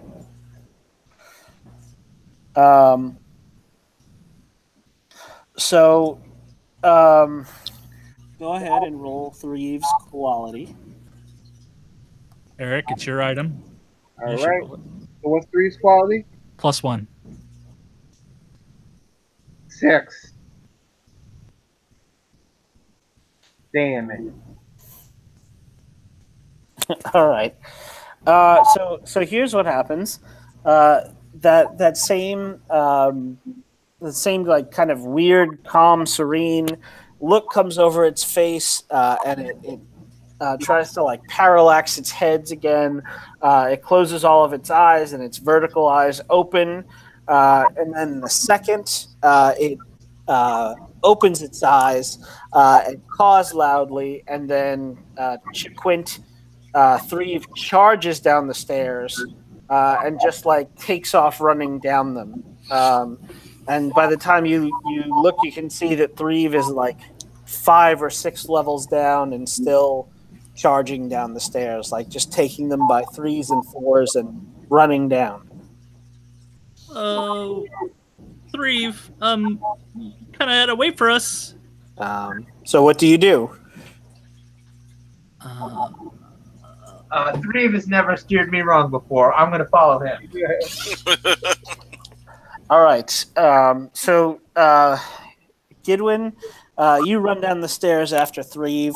Are you looking at the levels, or are you just running down? I'm following Threve. Okay, so Gidwin charges down the stairs after Threve. How about the rest of you? Well, it seems to know where my gauntlet of illusion is, so I guess I'm going to be heading down as well. Yeah, I guess I'll follow. And I'll follow as well, but a little more slowly, and I'm going to look at the levels as I go. All right. So Shannon says, I think we're gonna stay up here, unless you want us to follow. I'm not getting a good feeling from that stairwell. Okay, yeah, you stay here and kind of act as an anchor. Maybe. Oh, can you give me some of your web, and I'll just kind of take it with me, and just in case. I don't know. Of course. Hold on. My spinnerets are in a bit of an embarrassing place, so everybody turn around. Oh, there's nothing to be embarrassed about with friends, but I'll turn around. All right. So you hear her like grunt, and then there's this like squishy noise, and then she says, yeah, okay, yeah, here's a good 50 feet. Okay, well, just maybe let out a little bit more every once in a while when you get a chance, and we'll head down. All right. Oh boy, can't wait. If anything happens to you, just give a tug on it, and we'll come running up. Okay. All right. And then you walk down the stairs. So the levels, as you pass them, the first level, you see, it's clothing. It's the finest clothing you've ever seen. Those same deep purple robes with the gold filigree, the finest, most gorgeous hats you've ever seen, the most ornate walking sticks and accessories, of the finest make, elven, human, anything you could possibly want clothing wise is on this level, and it seems to just recede in all directions. You could get lost for days down here, just among the jackets. There are so many of them, and you go I'd down. like to quickly grab like 5 of the filigreed robes, the purple robes. Okay. Just You sling them over my shoulder. you hear a rustling in the clothing rack, like a little further in, and like a chuckle. So what do you do? Hello? Hi. My name's Hello. Chiquint. What's yours? You hear this low, like rumbling. It's not quite a word, but even with the spiritual, even with the mental fortitude that you just drank the potion, the from the fountain upstairs, you still feel like the resonance of this word in your soul, and it feels very unpleasant. Oh, what a beautiful name. And I really like your voice. Thank you. Okay, well, what are you up to? Hiding, Why? waiting for somebody to come along and maybe get too interested and take a few too many things and get burdened down, and then we get to eat them. Oh, Do we all hear this, or just Chiquint? Well, Chiquint, I kind of lagged behind. Yeah, so- did anyone else stop off on the first level? Nah, just close. Yeah, I was probably gonna keep going for my gauntlet. Oh, okay. Well, I mean, I don't really plan to take too much, so you probably won't get to eat me. But if you want to come with me, there's probably going to be a lot of things that will be available to be eaten. One of my compatriots already eats things. And he's had his fill. So roll me the saving throw using charisma. See how. I dropped my dice. I rolled a 9, so 12. 12. Okay. You think there'll be food? So far we've all been well fed. Here, I'll throw it one of the rations that I got from Shannon. See? Oh. I can smell its fear and its pain. But the soul stuff is gone. It's not healthsome anymore. Oh, you eat the soul? Yes. That's pretty dark, but I suppose we all have to eat something. So, did you want to come along? I did see a whole bunch of tasty-looking souls run by. One especially. That halfling looked like it was very ripe. They're with me. I'll have to ask that you don't eat them. Oh. But there'll be plenty of other things to eat. Lots of followers of Fesseroth, probably, because they're not going to like what we're about to do.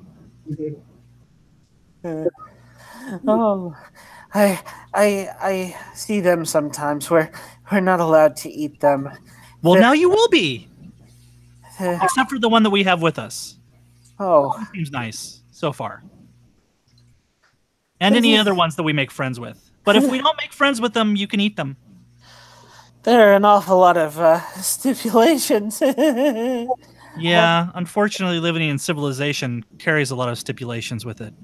But I've been stuck up here on level 1 for millennia. I've been so far away from home. Well, let's check out the rest of the levels, and maybe we can take you home afterwards. Oh, I think I would like that. I think that I would like that. You probably wouldn't like it so much, but well, I like a lot of places. I'm very open-minded. So then the clothing. Wait, you don't happen to be from the dimension of the helpful blob, do you? No, unfortunately, no. None of us are very helpful. You seemed fairly nice, so I thought you might be. Anyway, come with me, and I'll start down the stairs again. So yeah, the clothing parts, and you see this tiny creature.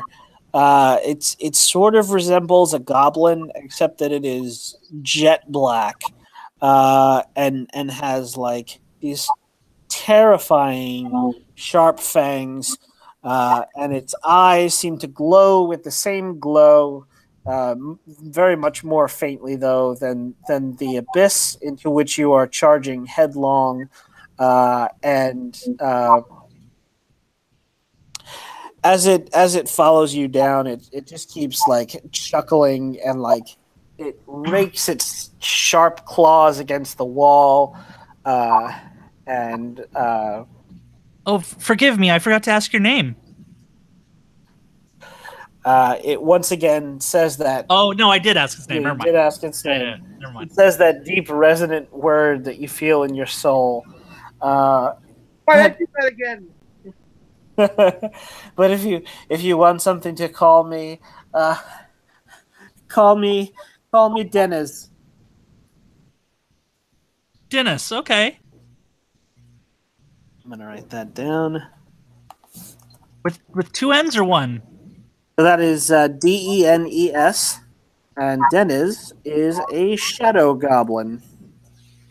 A goblin. Shoblin. A Gobdo. That sounds like a Legend of Zelda monster. Or it sounds like a fantasy version, waiting for Gobdo. Yeah. Oh, because Gibdo is a thing in Zelda. Okay, that's why. So meanwhile, Chiquint has been having this conversation up on level 1 with Dennis. The rest of you have been following Threve down level after level, and the levels just keep getting more and more fabulous, more and more ornate. There's a level with like the most delicious foods that you could possibly eat, the finest cuisines, the most scrumptious preparations. Oh! They Oh God, this place smells terrible. they all they all seem to be laid out in endless banquet tables, and then there's the level that's just all like porcelain vases and fine art objects, the most breathtakingly rendered paintings. There are musical instruments playing. They're just playing the most amazing, divine, celestial music you've ever heard. There's a level that's just all coins, coins from various places, gold, platinum, silver, copper, any kind of coin you could think of is here. You don't know. They're all like just stacked up in unnaturally straight stacks. Can one floor just be lined from the whole floor, just gold statues of pigs? The statuary floor. There is a statuary floor. I do like that the floor is ringed with statues of golden pigs, but there are other animals and human figures, and again it just like recesses endlessly into the distance. Finally, you get to a level, and Threve stops and turns and charges into it. What is Threve looking for here? Oh, he's looking for my gauntlet, and I will follow him right now. Yeah, I never stop following Threve. If Threve doesn't stop, I don't stop. Okay. So Goodwin, you turn onto the level, and you see suits of armor made of various metals, with various gems inlaid and designs carved into them, etched into them. Excuse me. Um, they all seem to be like laid out at attention. They're posed and standing up on like raised velvet daises. They're just like lined up in endless rows. And Thrieve charges like deep in, and eventually comes to one of the suits of armor that seems to hold the gauntlets that you are looking for. Uh-huh. And he just stands there and caws at it. I'd like to lean in and take a nice look at it. Now, do I know what the gauntlet looks like? They've called out to you in a dream before, so yeah, these are the exact gauntlets that you have dreamed of. I think Kidwin also stands in front of the same statue and caws. Aha! Very good, Grieve. Excellent job. I'll just be taking one of these. Does it come off easily? It does. All right. I'll just inspect it around, make sure it looks like what I was looking for. And now I figure you have to be wearing it to activate it. Yes. Okay, hold on. What's the Stulman been doing, out of curiosity? I'm gonna say that Bustulman stayed, unless somebody dragged him down. He stayed up with the rest of them. Ah. Huh. I can't carry. I have too many things. I'm not getting off on the armor floor. I'm going to keep going, Okay. just so you know. They can keep exploring. So Oh, I can carry this gauntlets for Eric. I think, unless they weigh 5 load. oh no. Goodwin, friend, could you hold this for me? I'm gonna hand him the book that I found before. The book that I took. Oh, all right. The one that of Apple Fence Flaming Sight. Okay. I'm going to hold the book upside down and pretend I'm reading the title and say, "Ooh, this is interesting." Yes, isn't it? Isn't it now? Can you tell me what that book is so I can put it in my inventory? The what? Apple Fence, spelled like it sounds. Apple what? You can text it, type it in the chat. Oh yeah, Apple. That's not how that sounds. Apple fan. Flaming sight. Flaming Apple pants. Flaming sight. Right. O L-F-A-N-T. I'll probably want that back. As for now, What does that weigh? 1? what? What does that weigh? I assume it weighs 1. I never got a weight from Ryan for it, but Yeah, it would be 1. All right. On my way down, do I see any levels that are filled with like gems or anything? Yeah, you do. I just make a note of that level in my head. All right, I am trying to find the thing that I want.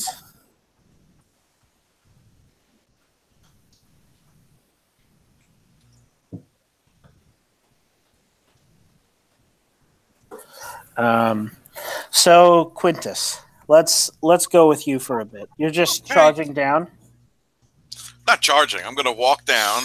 I'm looking for either a level filled magic shit. literally. Yeah. No, Magical shit. I'm looking for a level with magic shit so I can find something to undead myself.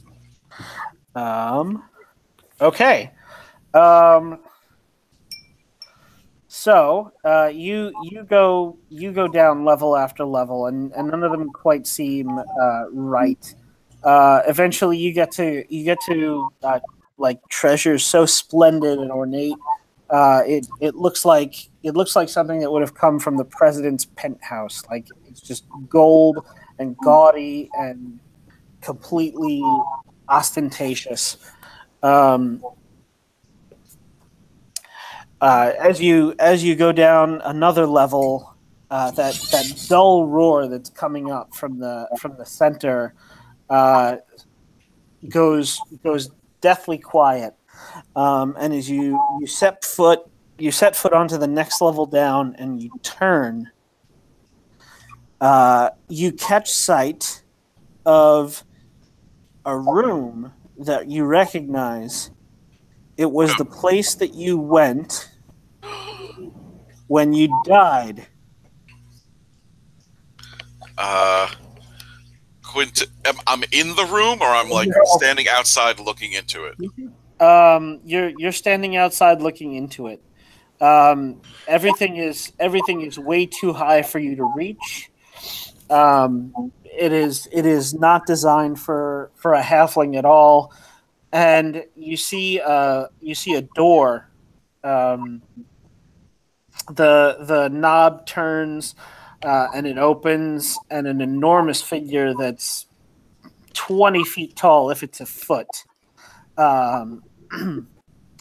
comes into the room. It has red, scarred skin, and it is like grizzled, and it has horns and fangs, and it is breathing smoke, and it is holding a glowing white vial in its hands, that it sets on the counter, where you cannot possibly reach it. Yeah. And then it turns and starts doing something in the room. We'll say it's a kitchen, so it starts like washing dishes. There are dirty dishes, and it starts washing them with its back to you. Okay. So I'm standing outside the room. Is there anything in my area here? No, it's all darkness. It's like a void, and then you have to walk through the void to get to this room, which is the only thing of substance in it. Gotcha. Okay. I should also mention that this thing has a long chain that it is trailing behind it. Okay. And there's no way I can get to the vial on the counter? Well, if you remember the vision you had, the experience you had, you were just like it was a tease. It was an unattainable goal. Yeah. But that can't possibly be real. Yeah. I'm going to run back up one level. You said it was like all gold treasures and stuff? Yes. Is there a stool? Make me a luck roll. Oh, boy. That would be a 6. So mark XP. Okay. Oh, I forgot to mark XP for the 6 I rolled before. Let me go do that. Right, we mark XP when we fail in this one, too? Yes, you do. Yeah, okay. All right. So...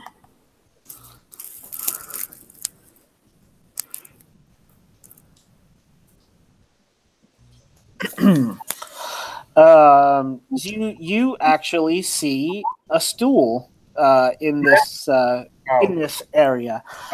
It is inlaid with emeralds and sapphires, and it is the most ridiculously ornate. It's got to be like made of solid gold, and you run up to it, and then you realize that it's heavy as shit because it's made of solid gold. Yeah. Also because it's a stool. So it's heavy as shit. Get it? Stool. Okay, looking for the Yeah. That was a good one. That was a really good one. He was looking for magical shit and he got the school. So I can't lift it. No, you can't even budget. I curse at the universe, and then go back. Can I show up at about this time and say, and tap him on the shoulder? Sure. Yeah, what do you do? Oh, okay. Did you need any help? What? No, it's just a stupid. It's like stuck to the floor. It's like built into the floor or something. Oh, okay. I see you've been here before. Who's your friend there? Oh, it's someone I met. His name is Dennis. Hi. Dennis? Uh-huh. You met a little imp named Dennis? I believe it's a shadow goblin. Okay. Yeah, but I think I found the thing that would make me undead, but it's on top let's of go get a it. really tall shelf. Oh, well, I can get you up there. Oh, okay. Come on down. It's in hell. Watch out for that chain demon. It's a real son of a bitch. How do you know about that? I've known him since the beginning of time. Oh, then maybe you can talk to him. Get him to give it to us. Oh, I don't want to talk to him. He'd eat me. Oh. Do you think he'd eat me? Yes. Oh. Okay. So I lead you back down to the void with the door, and point to the vial on the counter. I'm pretty sure that's it. I got this gut feeling. Is the demon still there? Yes, it is. You don't know how you know this, but you know that it knows that you're there, and it is just waiting for you to come and try to make a move and grab that thing so that it can wrap its chain around you and drag you back where you belong, Quintus. So I'm gonna stay here, and then why don't you go try to get the vial? I can't reach it anyway.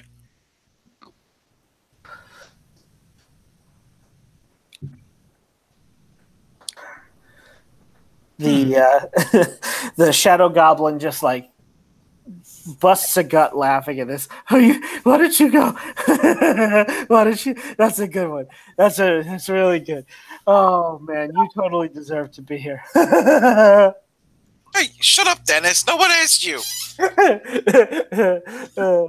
I look up at the demon and I say, excuse me. Uh-oh. It turns and fixes you with its gaze and breathes smoke at you. Oh, that's a very nice effect. It picks up its chain and it starts coiling it around its fingers, its hands.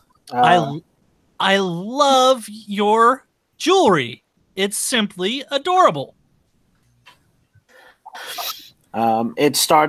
It takes a step toward you and starts like pulling its chain taut, and then lets it go with one hand and starts whipping it around. So what do you do? Is it like it? So the chain is not tied to anything? No. Oh, okay. I thought it was chained to something at the other end. Oh no, the chain is for you. Oh well, that's not ideal. I will summon the helpful blob. Okay. So is this guy like walking out of the room? Yes, it is crossing the void now to get to Chiquint. I'm gonna try to. I'm gonna hide in the shadows until it passes me. Okay. So when I'm out of sight and remain quiet and still, I may spend one cunning to go completely unnoticed until someone is right on top of me. Well, it does know that you're there. So. Oh, okay. Well, in that case, like this whole thing was set up to tempt you. right. So it knows that you're there. So, can I try to move silently? When you sneak from one place to another, so I want to sneak into the room. Name a goal within sight and roll plus dex. On a 10 plus, you do it and take +1 forward against whomever failed to notice you. On a 7 to 9, choose one from the list below. All right. I will let you do that because its attention is on Chiquint right now, so you can try to slip past it. All right. I rolled a 7, and you know what? Let's see. Oh, what's on the list here?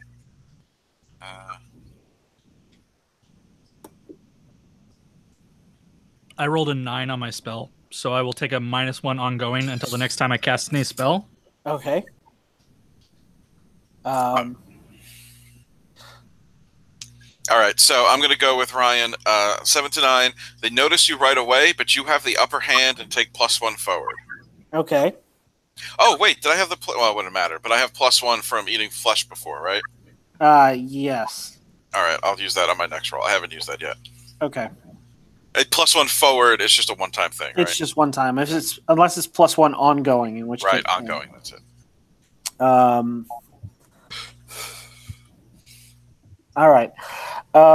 So you go to sneak past, and it whips the chain around, and you can feel this thing slice through the air right behind your back. But you're between it and the vial now. You managed to make it past. It knows that you're there, and it is turning. You hear something like a loud, like deep guttural roar happening from behind you.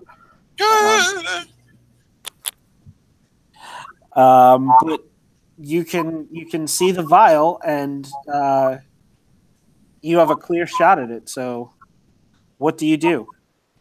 I'm going for... I'm going to run and try to scramble up the counter to grab it.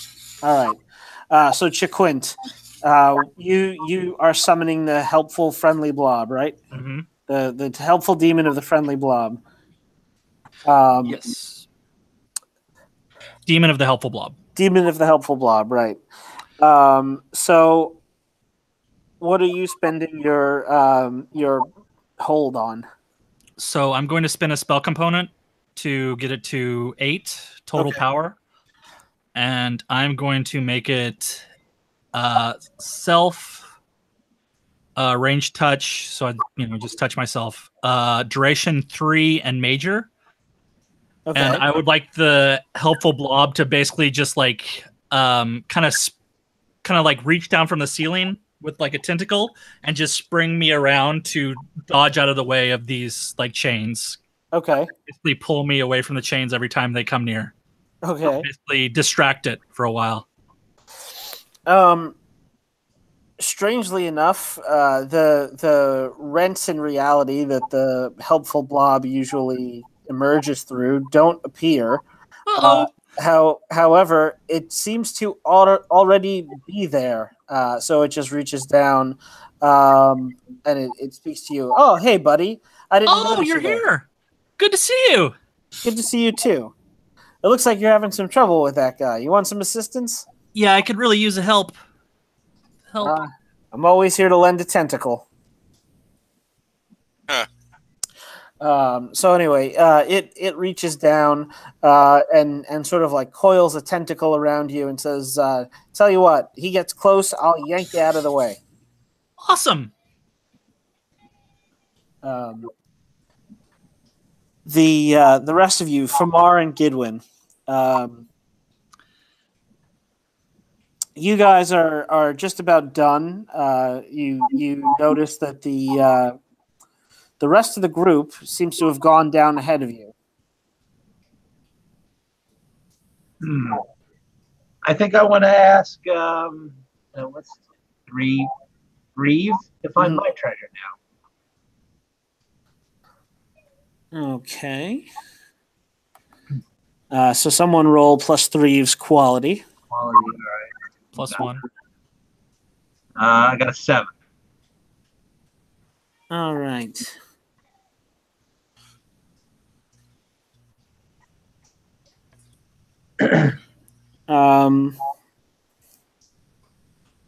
So Three once again does its thing where it parallaxes its heads and it opens its unseen eyes, and then it one of its heads like jerks up to the ceiling and it caws. So it looks at you and it looks up and then it caws. Oh, what's it looking at? It like bounds back out to the stairway and looks up. I So follow it. You get the sense that wherever your treasure is, it's not in here. Hmm.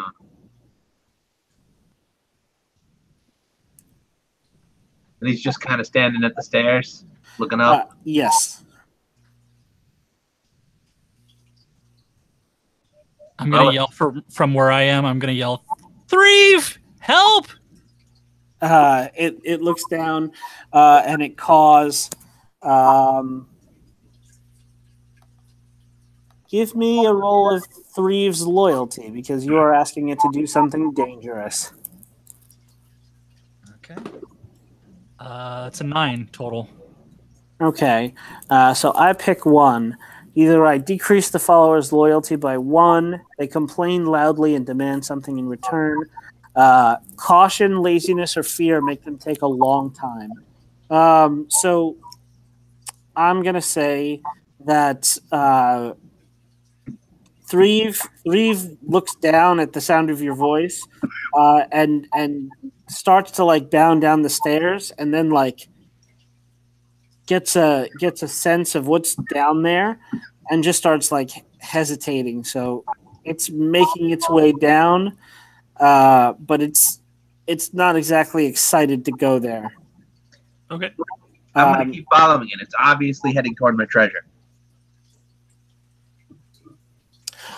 Meanwhile, Framar, you hear this sound from around you, like the rustle of wings on the wind, and you turn, and there is what seems to be like a solid cloud of blackness shooting toward you from almost every direction. So, what do you do? I'd like to get away from it. All right. Make me defy danger using Dex.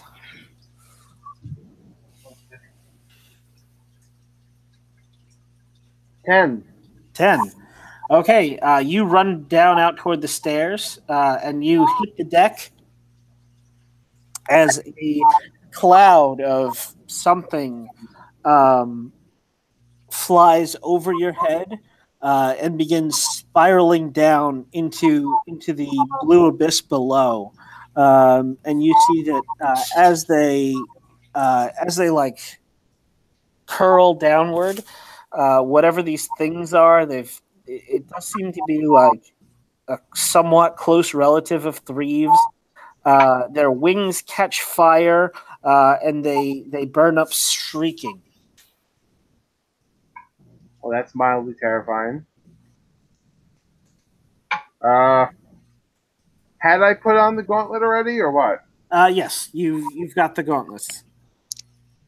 Can I try to create an illusion of myself for them to go after while I book it away? Yeah, you can. How? I'm gonna say that is plus int. Make me a saving throw plus int for now. No. I'll mark my XP. Okay. It wasn't the double one. It wasn't a snake eyes. It was. Yeah, I got 4. Oof.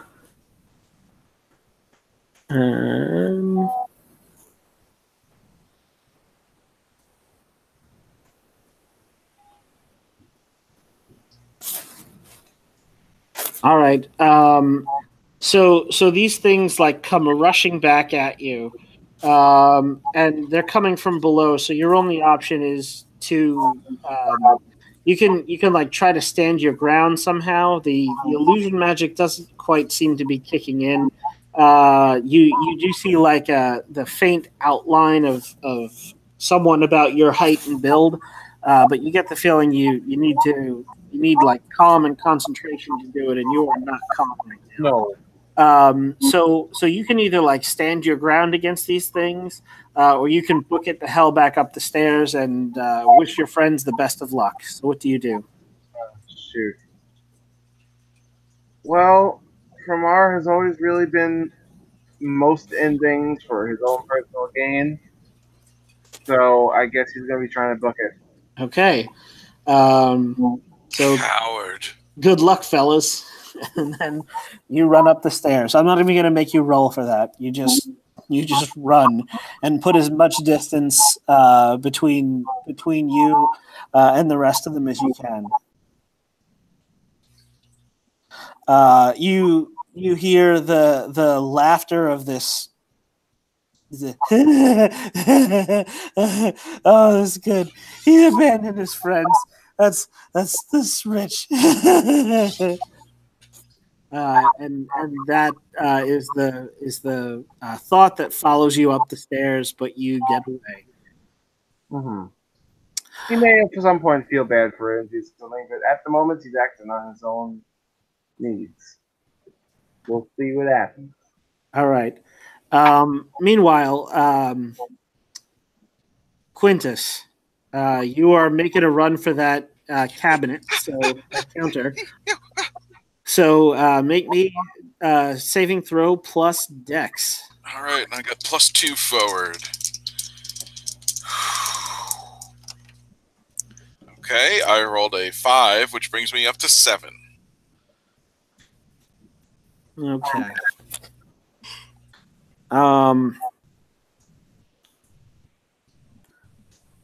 So here's the thing. You make it to the cabinet. But it is like a sheer surface, and as you run up to it, it gets taller, like mocking you. Oh, come on! You hear the deep guttural growl of this chain devil as it begins to plod toward you, just Like, sort of rattling its chain. How tall is it? You could have sworn that it was 10 feet off the ground, but now it seems to be more like 30 feet. Well, I got a 7, so I succeeded with cost. Yeah. Well, hang on a sec.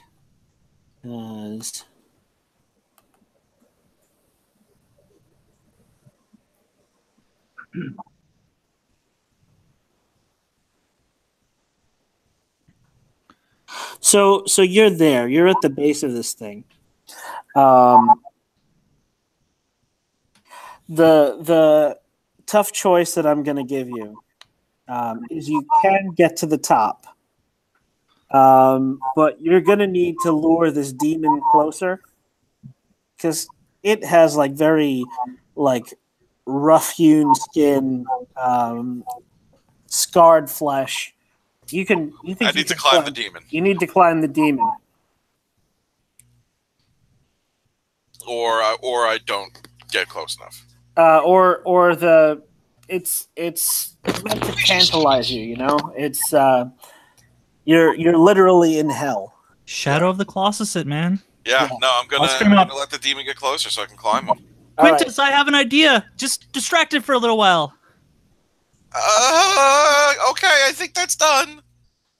So, can I cast a spell over several rounds and like build power? There's I don't think the rules cover that, but I would let you do that. So like for each round that Quintus buys you dodging the demon, you can accumulate power if you'd like. I'm trying to see if that's like an extra advanced move, but I don't see it. Yeah, it's like okay. a sorcerer thing in 13th Age, I know. Yeah, so I will start casting a spell. I rolled a 9, so a 12. Okay. So what do you start to do? I'm going to start casting the rune for the Shield of Viridian pattern. Okay. So green rune. And I'm just gonna start carving like a huge circle on the ground, Okay. kind of around the demon, or in the vicinity of the demon. Okay. So I'm going to say that you get about a quarter of the way around the circle. So Quintus, you need to buy Chiquint 3 more rounds to do her thing. Okay. You still have to buy her this round too. So, what are I you thought doing? the demon was already heading towards me. Oh Okay. yeah, it is. So that doesn't buy her the round.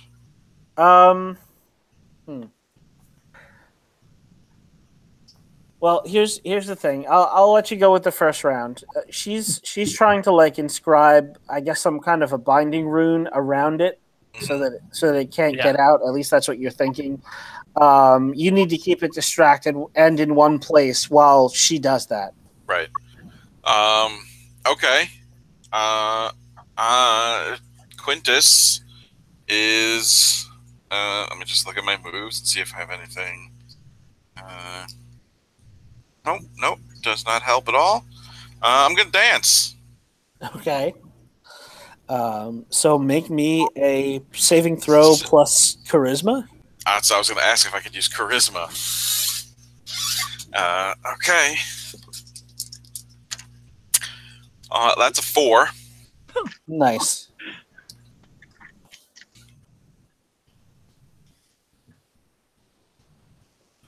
All right. So it just like looms over you, Quintus. It is so amazingly huge and frightening, and it just drops its chain next to you, and it looks like it's about to like curl it around you. Okay. But if you time this right, you can like climb up it really quick and up onto its wrist and onto its hands. That's what I'm gonna do. Defy danger using Dex. That's a 5. I've got lots of XP though. Yeah, you do. Up to 16. Assuming your character doesn't end up getting dragged to hell. So you think you've got it timed right, but that chain just catches you and coils around you, and you look up and into this devil's eyes, and you know that you are caught. And you hear the pealing laughter from the shadow goblin. Shut up, Dennis! You're doing a really good job, Quintus. Just a little bit more. Gidwin, you and Threve make it down to the level where everybody's at, and you see this scene happening. So, what are you up to? I guess I will help my friend-ish, Quintus. I see that he's wrapped up. I'm going to take my spear and I'm going to throw it into the demon. Okay.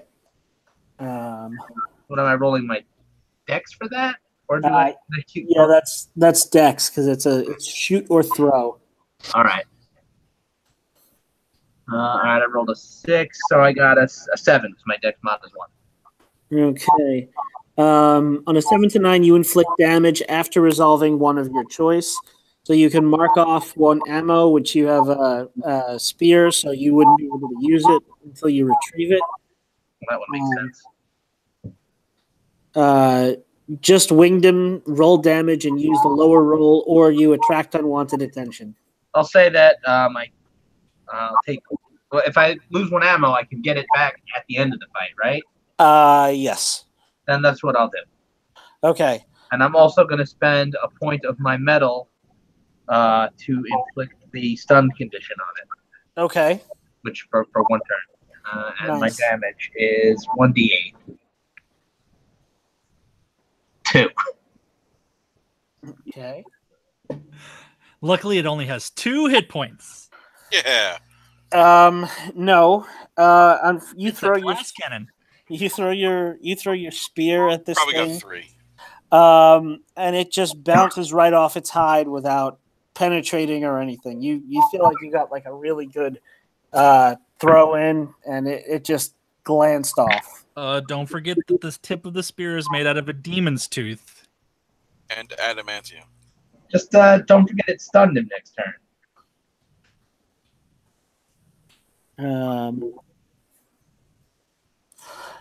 However, since you do have the stun thing, you spent your point of metal. I will say that the tip of the demon's tooth, the spear, does it like touches it on a pressure point, and the chain devil goes rigid, and it lets out a snarl of surprise.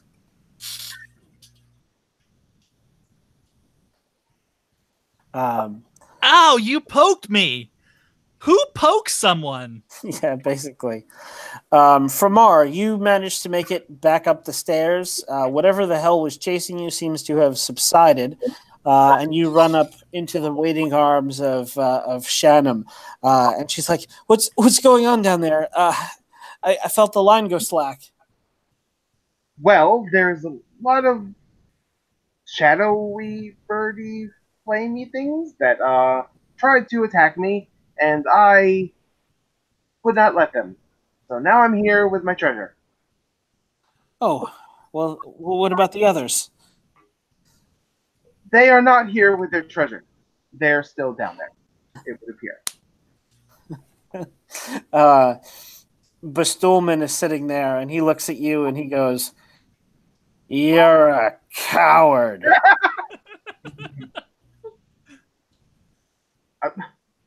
I wasn't going to get killed by those things. I got what I came down here for, right? That's the purpose. Everyone else got what they came for. And now I have what I came for. You have a short sword, Framar. Yeah. Bestulman stands up, and he just walks over to you, and he takes it out of its sheath, and then he starts walking down the stairs. Excuse me. Oh. Bestulman. MVP. We're not buying time for this stupid magic spell. We're buying time for Bestulman to get here. Fine. Turn back around to go after him. All right. So in that case, Gidwin, your spear attack, even though Quintus didn't manage the second round, your spear attack cinched it. But it's gonna shake itself, shake the effect off after this turn. So Chiquint, you can go ahead and roll your power again. Okay. Rolled a 5 this time, so an 8. Or an 8. All right. So -1, so 7. Okay. So that's still a weak hit. You can take the -1 ongoing or forget the spell. -1. -1 until the next time I cast any spell. Okay.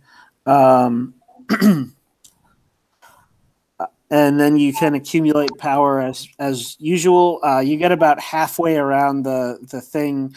You've inscribed a semicircle around it. Quintus, you feel the chain go slack as this thing is shocked by something. You look over and you see Gidwin's spear laying next to its foot. You catch sight of Chiquint doing something magical and Argyle on the floor around this thing. Okay. Do you still need me to distract it? Yeah, just a little while longer. All right, so I'm gonna hop out of the circle and then grab the chain and yank it to try to get his attention back. Okay. I'm gonna say that you have its attention now. I'm not even gonna make you roll for that. However, it is going to attempt to crack the chain. So I'm guessing it would be Dex to get out of the way, or strength, like if I wanted to hold on to it. Yeah. Yeah, we're gonna go with Dex. Oh, good. I should have rolled strength. 12 Okay. boxcars. Nice. So yeah, you nimbly dart out of the way, and its chain swipes through the air like inches from you, and makes contact with the surface behind you, and just like takes a chunk out of it. That would have really hurt. Yeah. With a 12, could I like scramble to his foot and start climbing up his leg? Yeah, I'll let you. You dodge onto its foot, and you can start climbing. Ha So Gidwin, he's like 20 feet tall. yeah, So he's like 6 times bigger than I am. All right, I'm just trying to get a sense. So if it was me, he'd be like 10 inches tall. Okay. you're trying to figure out how long it would take you to climb him. No, I'm just trying to get a sense of the proportions. Like, it would be as if I was standing there and a little 10-inch person ran up and started trying to climb up my leg. Yeah, basically. So, Gidwin, what are you and Threve up to? I think I'm going to try and retrieve my spear this turn. Okay. You said it's by his foot? Yes, it is. So I kind of like to take a running dive in between his feet and grab the spear as I go, and just end up with the spear and behind him. Okay. His back is to you at the moment. So if you roll between his feet, you're going to end up in front of him. Then I don't want to do that. I think I'm just going to run up behind him and grab the spear. All right. He's not paying any attention to you, so I will let you accomplish that. But I'm going to leave you like you just get your hand on the spear and you're right behind his ankle, basically. Threve is waiting hesitantly by the stairs. Framar, you're right behind Bestulman. He's just like marching steadily down toward toward where he hears the shadow goblin laughing. He's like taking the stairs 2 or 3 at a time, just like jumping down to get there faster. If you're following right behind him, you guys are going to get there for the next turn. Look, I'm following you now. I'm coming downstairs. Let me have my weapon back. Here I am to save the day. The Stuhlman's sword now. Pansies don't get swords. Yeah, that's basically what he says. You don't deserve this sword, or something of that. You didn't Like- see me before. I had no reason to help, and I cut that ogre's ankle to stop him from attacking the other one. I will let you roll to order a follower if you really want him to give you his sword back. My sword. I like how it's his sword now. Yeah. What do I roll that? You roll plus his loyalty. Which is 38. all right. The Stulman's loyalty is his loyalty is 0. I got an 8. All right. So I choose.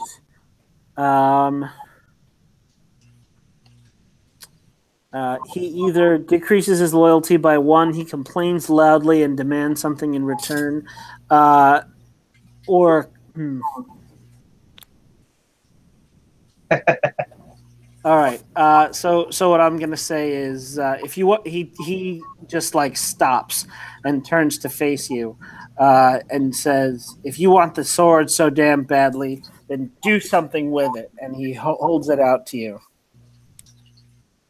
I'm planning on it when I get down there. Well, hurry up. Thank you. So he passes off the sword to you, and he makes you run down first. He he holds his hand out like he doesn't want you to just turn tail again. He wants to make sure you go down there and fight. I'm not pleased about it, but I suppose that's what's going to have to happen. All right, so you guys will get down there the next turn. Jaquint, you can roll number 3. Okay. And I rolled another 5, so -1, 7. All right. So I guess that's another -1 ongoing. Yeah. And you accumulate your power. You're about 3/4 of the way around the circle now. The Argyle pattern is almost complete. You just need a little bit more time. Quintus, you are on this thing's ankle. What do you do? I'm going to start climbing him. All right. Make me saving throw using Dex. 6. Oh, my dice love me tonight. All right.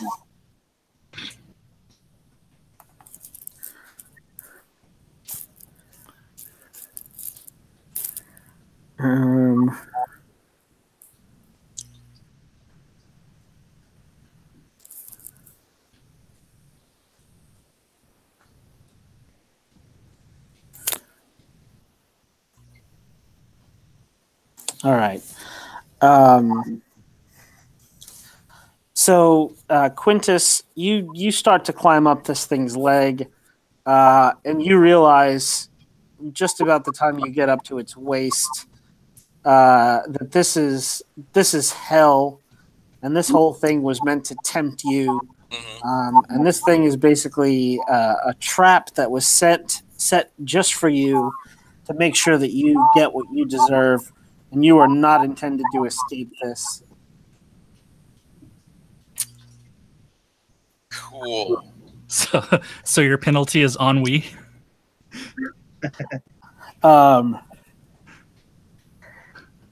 If you I'm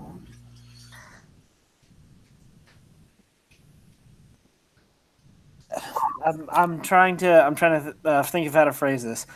You realize that you owe a debt. It wants a soul.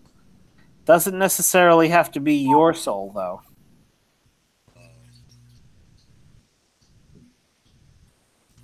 Whose extra souls do we have? Who do I see around here? You look down and you see Quint drawing some kind of a magical pattern. You see Goodwin and Threve.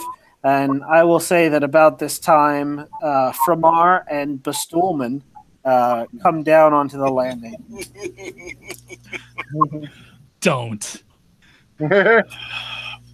you dare. All right, so what is he doing to? Because I failed. So is he not doing anything to me? You're not making very much progress. He looks like he's trying to swat you, but that's your dilemma now. Like, you know that you're not supposed to walk away from this, but if you feed it somebody else, maybe you still can. Well, I'm gonna wait a second to see what Quint is doing, and then I'll decide whether or not to feed Bestulman to the devil. Okay. I feel like you should decide to feed Bestulman to the devil, and then Chiquint will succeed. Yeah. I mean, let's be fair. I've already decided to feed Bestulman to the devil. So, Goodwin, you've got your spear. What are you doing? I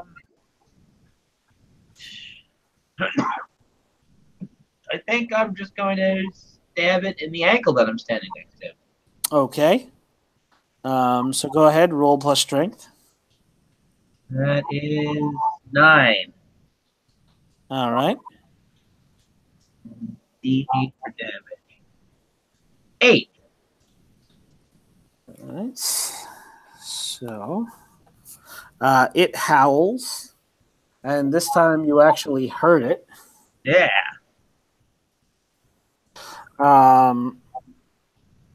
It jerks its leg away, and the chain whips around, and catches it, like wraps around you, Gidwin. Well, almost like it has a will of its own. So roll a d10. D10, all right. Which one of these is 10? Here we go. I got a 9. A 9. So you take that much damage, ignoring armor. Ignoring armor. Oh, that's it. That's the whole shebang. Ignoring my armor, yeah. That's all my health.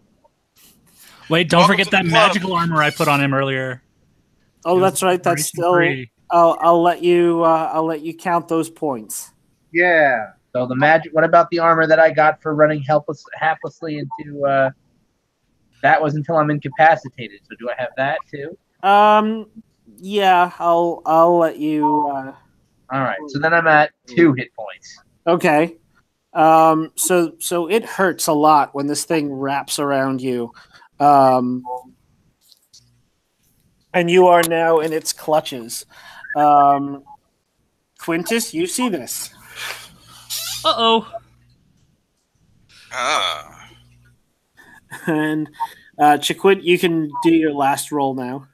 Okay, dice, don't fail me now. Come on.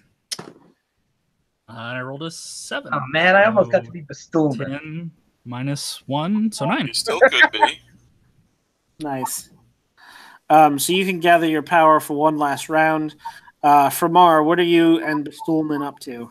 Well, if I can get up to this thing, I like to try to sneaky up to it and attack it with the sword to prove that I'm not a coward. Okay.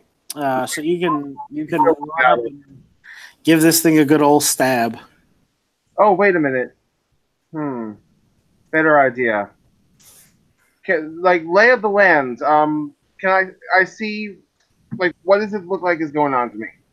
Can I tell what the thing wants Quintus? You have no idea what's going on. You see Quintus like clinging to its upper thigh, trying to climb up onto its hip. You see it has Gidwin wrapped in a chain and seems to be squeezing the life out of him. Chiquint is tracing a pattern like furiously on the floor, muttering to herself. And this is all taking place in a weird kind of nightmare room on the other side of a black gulf, just like a void. But you can tell that there's like a 20-foot tall demon, so you might want to do something about that. I was debating between either attacking it or trying to create an illusion to distract it and stop it from what it's doing. But I don't know what kind of illusion would really stop this thing.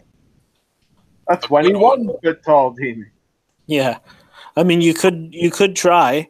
You could try to make an illusion. You could. It doesn't know that you're there because you weren't part of the original spiritual intent of this level. All right, so- you know what? Then I will just try to backstab him because he doesn't know I'm there, and that is a sneaky move, and I'm a sneaky guy. All right. So you sneak up to it. You skunk over. You're gonna stab it with your sword. Right, and now I could choose either to have the attack auto hit or go for the extra thing. Right? Yes. I'll go for the extra. If I fail the extra, it doesn't hit. Period. Right? Yes, that's correct. Screw it. I'm doing it. So Dex. 10. 10. Nice. So you deal your damage and you get the extra thing. How does that work? I choose 2 from the list below. So I'll choose. I dodge back out of reach and I deal my damage twice. All right. So that's oh shoot. And I forgot it's soaked in the blood of a frost ogre, but would that still be affecting it? Not so much in this case. Okay, so I'll just do the regular damage. It's a D6. 5, so 10. Okay.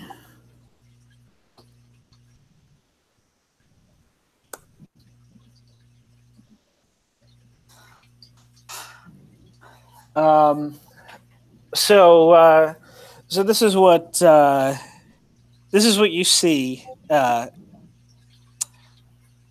Quintus, you're like dangling from this thing helplessly, thinking about which one of your friends you want to feed it. When Framar just sort of like runs out of the shadow, leaps at this thing, runs up its back a little bit, plunges his sword in between his shoulder blades, and then just like hangs on it and lets his weight pull the sword all the way down. Oh. So the demon falls forward.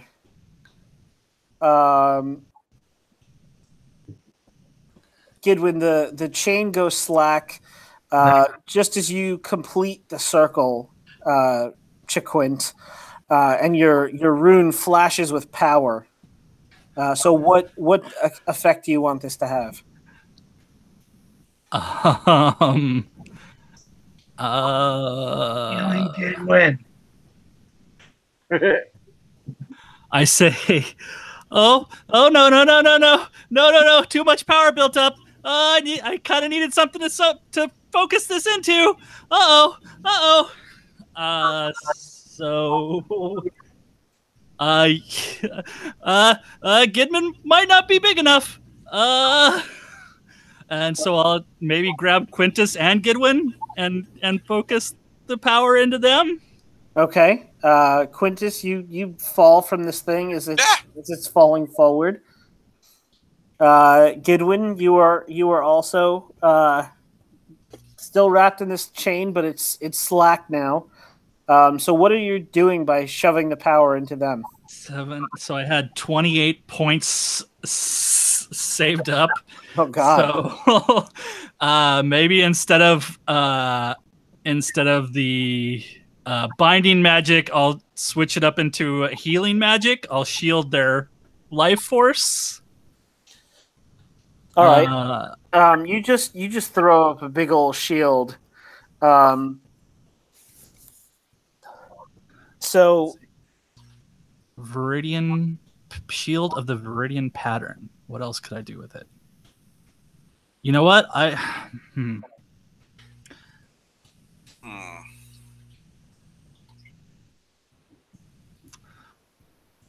I'll do how about this? I'll do a large area. So okay. That's 5 points. So that's down to 23 now. I'll do range close. So now we're down to 22. All right. So basically everybody in that area. And then I'll do permanent. So that's now we're down to 13.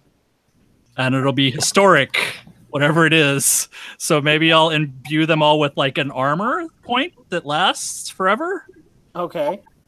Everybody within the circle gets an extra armor. I like that. So it looks like you are all wearing like semi-translucent Argyle sweaters. That's me too, or them too? Yeah, you were in the area. You are. I made it you are in the area. So there's this this green pattern flashes in the air, and the demon goes falling, and it dies in a horrible scream with a gout of fire, and it knocks the glowing white elixir off of the counter, and it flies end over end, and it lands, Quintus, right in your hand. Wow. I'd like to walk up to Bestulman. See? Look what I did. That's a good lad. I'm proud of you. And then he scratches his balls, turns around, and walks back up the stairs. I'm gonna. So how big is this vial? It's pretty sizable. Can I? I'll bring it back up to Spider Brarian and see what she thinks before I just go chugging it. Okay. The Stuhlman mutters under his breath, "You reckless idiot." Reckless idiots, the lot of them. All right. So with that, the room that you're in just sort of fades to black, like somebody killed the lights on it, and you just see the light coming from the stairwell, and now this level is entirely void. We should probably go. Yes, we should definitely go. All right. You guys ascend back to the top. A little bit beaten up, a little bit worse for wear, but with your treasures, and Quintus with a liquid from hell that might make you a living being again. Yeah. Yay! And with that, since Write that on my inventory. Hell it's juice. midnight, I think we're going to call session. Yeah. Sounds like a good idea. All right. I drifted off once or twice. I'm sorry you guys are in such a bad time zone. I'm sorry we had to start 29 minutes late. Ugh. Yeah. 29 minutes of my life. I drifted off twice because I ain't get much sleep last night. Not because of the quality of the game. The game was good. I'm glad you liked it. I was awake with rapt attention the entire time. I'm glad you liked it, Steve, because you're paying for it. Oh, now I feel so dirty. Anyway, I'll leave the money on the counter. yeah, Yeah, that's good. On the you dresser. have until the cigarette burns down. Anyway, so let's do the end of session moves. Mark XP if you fulfilled your alignment goal at least once. Where's my alignments? Help those in need at your own expense. Oh, you definitely did that. Inflict physical or emotional harm on others for personal gain. Yeah, the guy that you kept threatening to eat. But I didn't gain anything from it. You were getting the guy to eat. You should have fed someone to that demon. You Yeah. gained information from him because he was so terrified of being eaten. Nah. That's true. He was very malleable after that. Yeah, much more willing to cooperate. All right, I'll take it. Yeah, I was trying to get a point where I was not refusing to take a side when given the opportunity, but I don't think it really worked out. Nah, you did run away. Yeah, I think that's fair. I would give it to you. Okay. You at least delayed your entrance into the combat. Mine's the same thing, but I don't think I did that. I don't think I refused to take a side. No, you were pretty decisive the whole time. Yeah. It's that stupid water you drank. Yeah. It's just the stupidity. I'm just so sure everything I'm going to do is right. Or everything that Three does is right. She's never done me wrong before. All right. Mark XP if you fulfilled at least one trait in a memorable way. Aggression. I definitely did that. Yeah. Undead. Yeah, you did eat that ogre. Selfless. Yeah.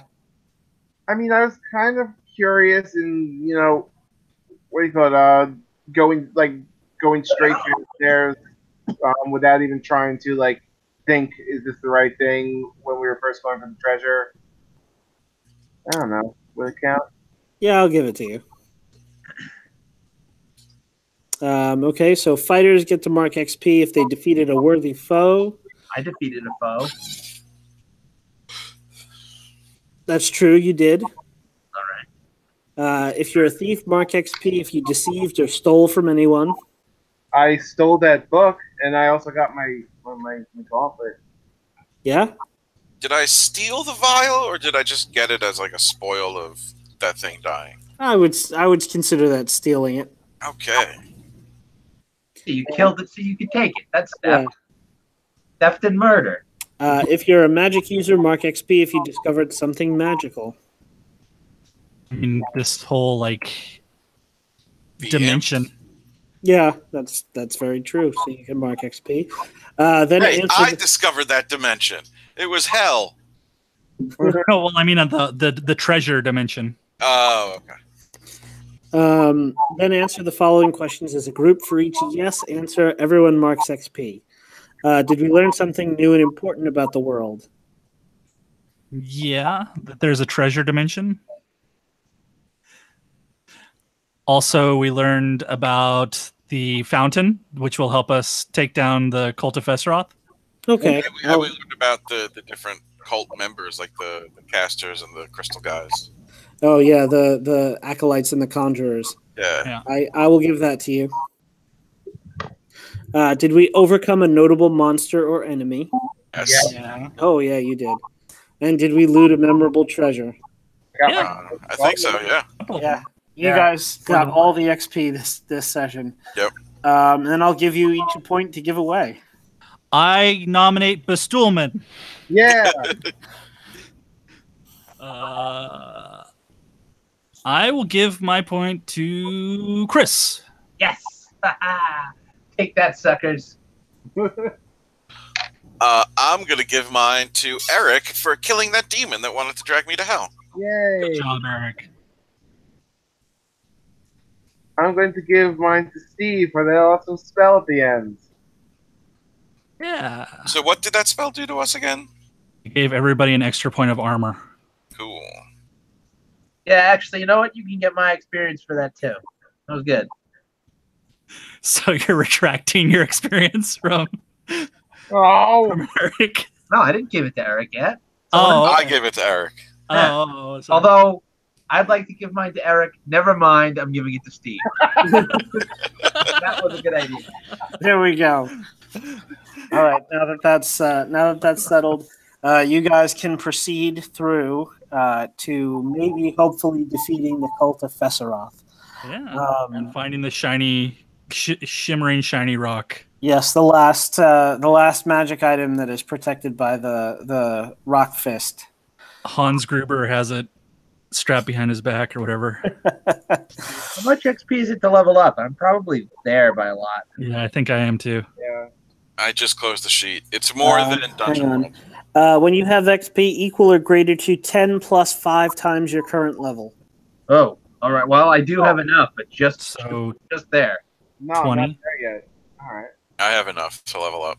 Yeah, I do too. I'm 5 away. Is that a quick thing? How do you do that? Can I do that now? Yes. You have to have enough time to reflect on your experiences and hone your skills. We can hang out in that barracks next to the fountain and just kind of chill. Yeah, kind of catch your breath. All right, so you subtract 10 plus 5 times your current level from your current XP. Right, that's all Increase your level by 1. Regain 1 point of burned luck if you've burned any luck. Nope. If your level is even, permanently increase one ability score of your choice by 1 to a maximum of 18, and increase your maximum hit points by 1 roll of your hit die plus your Constitution modifier. Wait, so the hit points is only if you're even? Yeah. Okay. All right. So the hit points, I'm rolling a D10 and adding what to it? Whatever your con mod is. Okay. Let me do that. I close my die roller thing. Oh man. On D10. So a 9 plus my con is 1, so I get 10 hit points. Yep, you add 10 to your max. What about to my current? Yeah, you can add that as well. All right, good. And what was the 1 point to my? All right, one of my skilly things. Yep. And when does the modifier change on that? I think the mods are on the character sheet there, aren't they? Oh, yes, they are. Yeah. 16, Yeah. basically so, 13, 16, and 18. my mod. How do I get that wisdom I burned back? That you have to heal up. Okay. So that's part of a heal move. I think you can choose to heal burned ability scores instead of hit points. Or I think you can do it when you rest. Yeah. Maybe at the beginning of the next session we can like rest and Yeah, try I'll to have heal to up. heal at the beginning of next session too. All right. So somebody make a note in the player notes that you guys want to rest at the beginning of next session. I guess that about does it. What about on odd number levels? You choose a new move, right? Yeah, odd number levels, you get an advanced move from your character playbook.